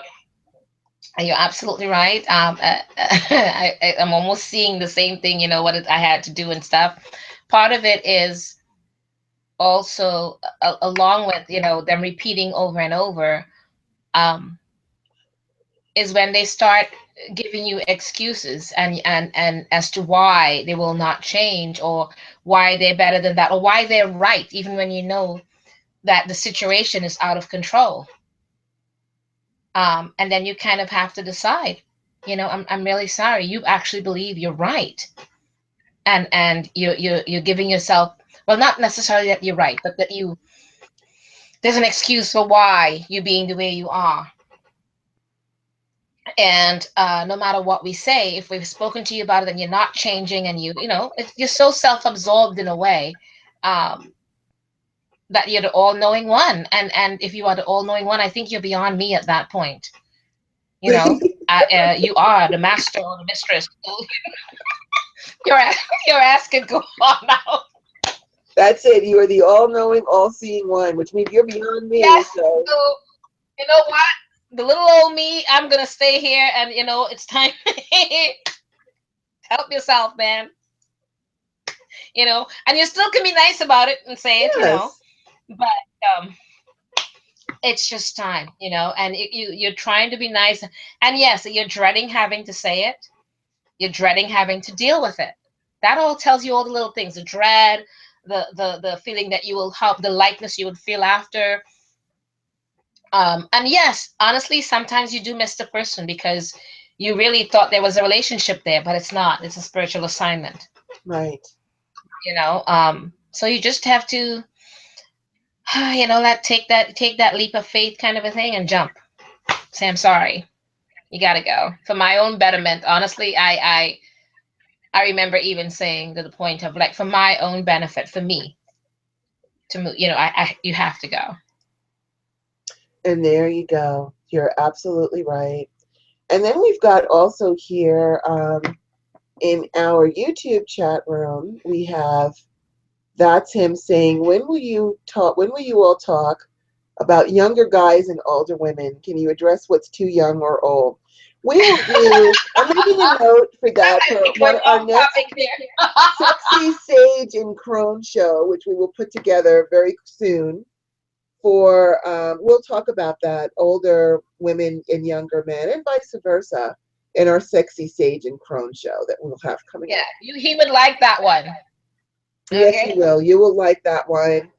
And we'll also get, a soldier to represent the divine masculine also to address that with you as well. So look for that show. We'll have that coming up shortly. And thank you very much for asking. Okay, we've only got two more left and we're going to see this through. All right. One is how to effectively set boundaries in a relationship. Now, I have a trick that was taught to me by Christopher Penzak when I was still just feeling it was so difficult for me to say no to people, where I felt like I just had to be of service to the entire world. And Christopher taught me that to go to my calendar and set up appointments on my calendar, but with myself, for things that I want to do for myself. So I have I on my remember that. calendar, I have an appointment with me to do my laundry or go grocery shopping or meditate or write a spell, whatever it is. I have appointments for me on my calendar, or at least Yes, I I did. remember. I don't need them anymore, but at that time I did. And then when someone says, "Hey, can you help me out?" I could say truthfully, "I'm sorry, I have an appointment. I can't." Even though that appointment was with me, it's still an appointment. And I didn't feel like I was lying. I'm a really bad liar. It'll say like liar right on my face. I swear to God. It'll be like flashing liar, liar. So I could say truthfully that I have an appointment. I'm sorry, I can't do it at that time. I have an appointment to take care of. I don't feel like I'm lying. And I was able to weasel out of it basically without really confronting the issue. That was the way for me to do it in the beginning until I finally got to the point now where I'm really so busy. I really just don't have time. I have to really parcel out my time and what I can dedicate to people because I have so many things on my plate where I can barely finish all my own stuff. So now I don't have a problem with saying, "I'm sorry, I can't do it right now." However, and that's another thing, if people are coming to you constantly for free advice, say, "You know what? I don't really have time to talk about this right now. However, if you'd like to set up a session with me, then, these are my rates. And you will find that a lot of those people that were coming to you for free advice will either A, sign up for those sessions, because I've gotten quite a few actually paying customers for that because they do want my advice and so they'll pay for it. Or the ones that don't want to pay for it, well, again, deuces and good luck. But I just don't have a lot of time. Now, I do give a lot of free time to people, but I do it on a very picky basis. I mean, you have to really be worthy for me to do that. I have to find you, like, I know that you're going to listen to me or really work with me for you to help you to improve your life and evolve your soul. You're willing to work with me. You're not wanting me to do all the work and cast spells for you and do cards for you and do all these things. You're saying, can you please help me to achieve this? And you're actually doing the work with me, just saying, okay, here's your next step or whatever. I don't have a problem with helping people like that, especially if they are having severe financial problems. I know what it's like to be dirt poor. I honestly do. I know what it's like to lose everything. And so I have no problems with giving back. But to those people that I know that are actually going to really do the work to get where they're trying to go on their journey, as opposed to just expecting me to do the work and carry them on my back to where they want to go. I don't do that anymore. And so, setting boundaries, you can at first, if you feel bad, and a lot of people do, they feel bad to say no, set appointments up. That really worked very well for me to set my appointments up until you can get to the point, because by setting those appointments up, and now you're not being inundated with everybody else's stuff, and then you actually have time to work on your own stuff, you'll actually get to like that. You're like, oh my goodness, I got my laundry done. I did this. I can't believe I've accomplished all these things. And then that's going to give you even more of an impetus to finally just say, no, I'm sorry, I can't do it. Or convert them into a paying client and say, you know what, I can't really talk about this right now. However, if you'd like to set up a session with me, here are my rates and we can set something up and we can make a plan for you. This way, at least you don't feel like you're wasting your time. At least, even if they don't take your advice, you were paid for your time, you got something out of it. And so that can help you to effectively set boundaries in a relationship, particularly if you're truly being taken advantage of and you don't even have time to get things together in your own life, which many of us, we're out here, we're working, we've got a lot of stuff to do, and it is hard enough to organize your life even without other people asking you for help. So that's my tip for setting boundaries. What do you do to set boundaries with people, Goddess Star? That one that was that you mentioned with Christopher, I was there with that one, and that one works immensely. And I never did that before he spoke about Me that. either. And since he taught us that, I have been doing that, and that has helped me a lot because I just have way too many things to do. Right. I'm the Jill of all the trades and everything else, including the website and everything else. So there's only so much I can physically do. I can't divide myself up any further. So I literally kind of say, I don't like texting, but when I also what part of my setting boundaries is if I go turn to the text and I'm like da da da da, it means and I know you do it too. We do it and we do it. We don't mean to. It's just that I am da da da da da. I so I ended the conversation right there. So that way they know, okay, I said this part and I'm bye. And then they keep on going. I don't answer anymore because I already said bye. Or different things, or I would tell them over and over, this is what my like you said, my fees, or for my time, I charge this much for 15 minutes or whatever it is, because when I'm realizing, I said, okay, the first 15 minutes or 10 minutes is free, we can talk quickly or whatever, and then they keep on going. I said, okay, then now I'm billing you. I stop them in between and I say, okay, I need your credit card information No, sure. or different things, because I can't, because literally my time is very valuable. And Christopher really did show us that, You did. our time is extremely valuable. We're doing all these different things. And I remember seeing us at Hexfest last year. We're on vacation and we were taking people's calls or texts. I'm like, are you kidding me? That's right. you we have to set boundaries. It's just like, no. So I put up on my text a vacation text now I created. On vacation, don't call. There you I go. literally have done that now. I created a text of like, I'm on vacation from here to here. Do not call me. Don't converse with me until at then. And I leave it at that and different things. I have to kind of do that. It's just too much. It's overwhelming. It's only one of us. It's true. And I'll tell you another trick that someone taught me that I used to work with when I was in the banking industry.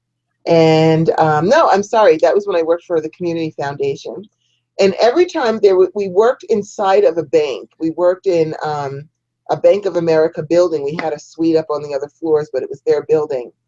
And every time I would walk in, there was a security guard that would just make a beeline for me to tell me what problem they went through last night and then what happened and what was going on. And I was complaining to one because I just started hating, and there's no other way to get to the floor. I had to go through this door to get to the elevator to get up to the floor. There was no other way. And she stood right in front of her station, was right in front of the elevator. And she would sit there chatting and chatting, and I felt bad, like I had to listen to. This is more in my wimpy days. I'm not wimpy anymore, but I was wimpier back then. I didn't want to say no. I felt like I had to stand there and listen, even though now I'm getting late for work. And I complained to one of my coworkers, and she said, "What you do is when you come in the morning, take your phone and have it at your ear. You don't have to say anything. Just have the phone at your ear so it looks like you're on the phone." And so I started walking in with my phone against my ear, and she would say, "Oh, like, oh, you're on the phone?" "Yeah, I'm on the phone." I'd get in the elevator, and I would skate. And it was the greatest thing that I could get away from this woman. I mean, I know she had problems, and I was sorry for her, but she just, I mean, it was just every day. So if you are the type, if you've got someone who, if you walk in, here they are, they're just making a beeline for you, take your phone, you have to say, and just put it to your ear. When you've got it to your ear, people assume that you're listening. And so they will leave. They'll say, "Oh, she's on the phone. I'll talk to her later," and then you can escape. I know it's a cheap trick to get out of talking to people, but it doesn't matter if it's a cheap trick. The fact is, it works. It works. So go ahead and try that. I have found that to be extremely effective. If I see people coming, and I know they're going to tell me all their problems, and I don't have time, I will put my phone against my ear. Small hello, and then keep going, and they will leave you alone. So yeah, cheap trick. God, But Goddess Lioness said until it rings in your ear. She made me laugh. I was just like, you know what? I have never had that happen, but that is an excellent point. So probably what you should do if you're going to do that is put the silent thingy on. I've never had that happen, but that would be. that's a. I'm sorry, that is so funny. Okay, who said that? Because that is too funny. I'm sorry. I can just.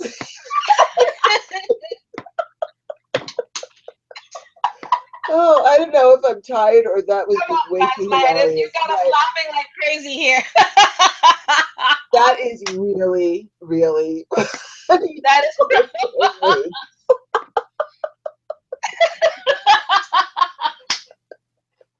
that is so true though. Oh, Oh my goodness.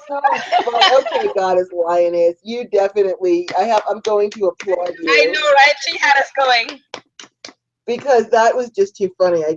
You're making my makeup get ruined because you now got tears in my Yeah, that was a good one.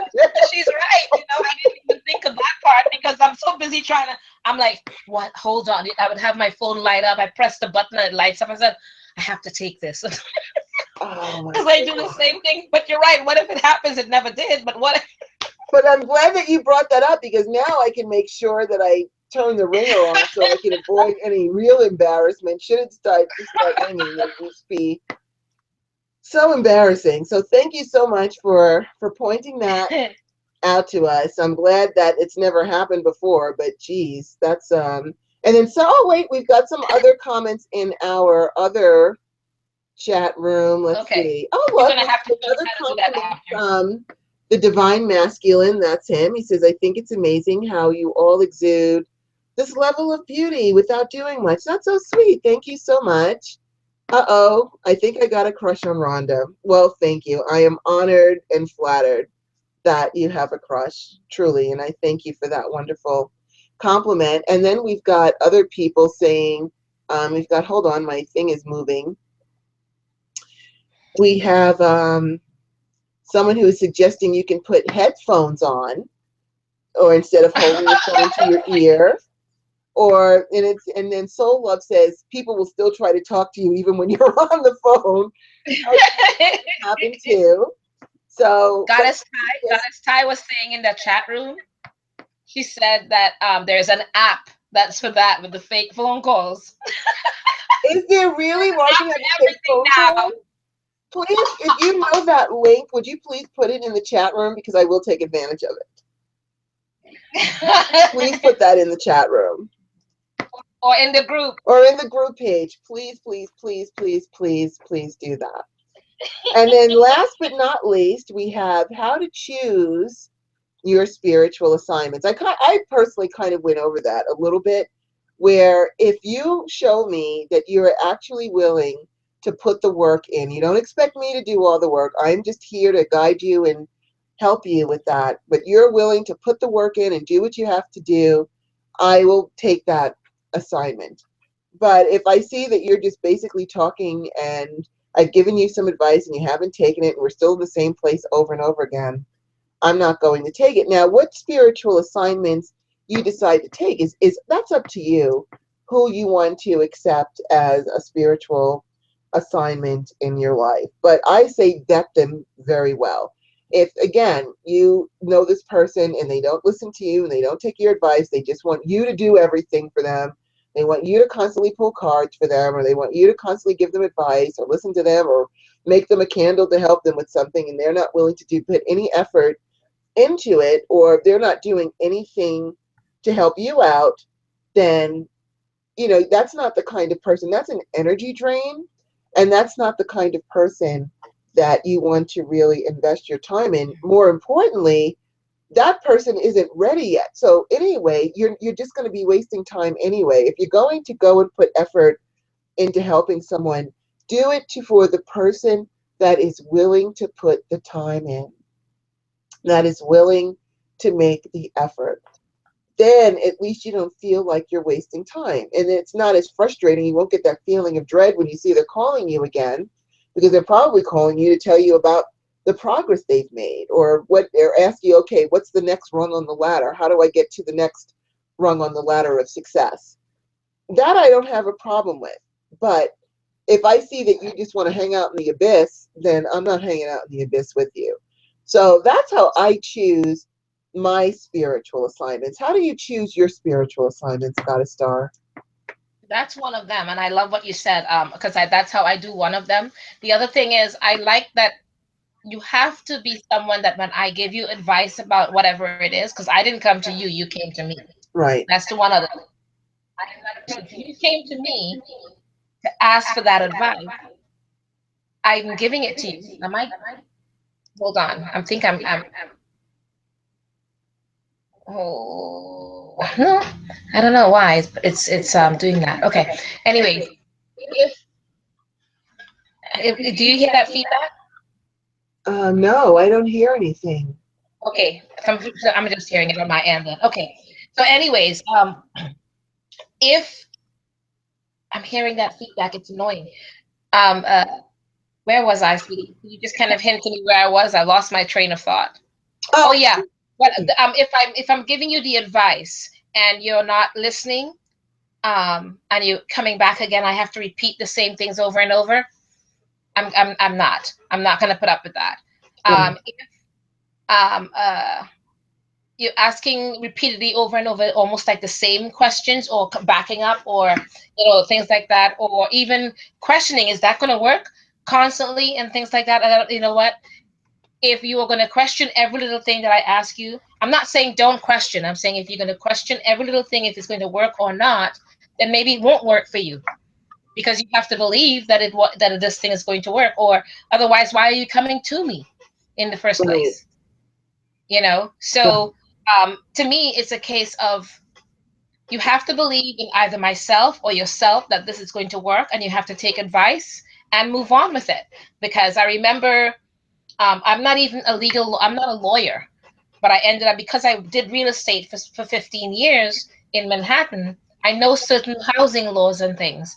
And I Mm-hmm. overheard a conversation, and next thing I know, I was helping this young man and with it, and he texted me back and forth. He did all these things, but he said that everything I told him worked out exactly as it was, and he thanked me. He wanted to pay me, and I said, no, no, no, I don't mind. All we did was text back and forth, and that was it. But he Right. took the advice, followed it, and he followed through, and he went and he did it. Mm-hmm. And at one point I told him, this is a situation where at some point you decide I need to move because this is too much harassment for me Right. mentally. A right place for you to stay, you win, but mentally this person is still harassing you. It's not a good situation for you. You know what I mean? Move on. Right. And he did. And he's living better now. It's just a case of like you have to kind of go through it and pick for yourself. Judge for yourself like with anything else in life. Good, bad, or indifferent. Is this a good arrangement or not? Mm-hmm. And you kind of go with it from there, you know? Absolutely.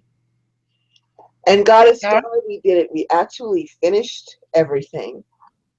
Yes. That's like a first for us to finish everything. We finally did it, which I'm so glad. And thank you, everyone, really for hanging in there with us. I know the show went on longer than normal, but we really wanted to try to get everything in. So we're going to go ahead and close out our circle. Hail and farewell. Our lords and ladies of the elements and the directions, we thank you so much for your kind service and return your energy back to source with our gratitude and blessings. Blessed be. And as Blessed be. always, we are going to put together a sexy sage and crone show soon, since we've got that's him asking about the May-September relationships. I think that would be good for that show. And as always, we thank everyone now in both of our chat rooms. Now that I finally figured out how to do that, and now I just have to figure out how to get Star in there with me, which I will do by the next show. So that's awesome as well.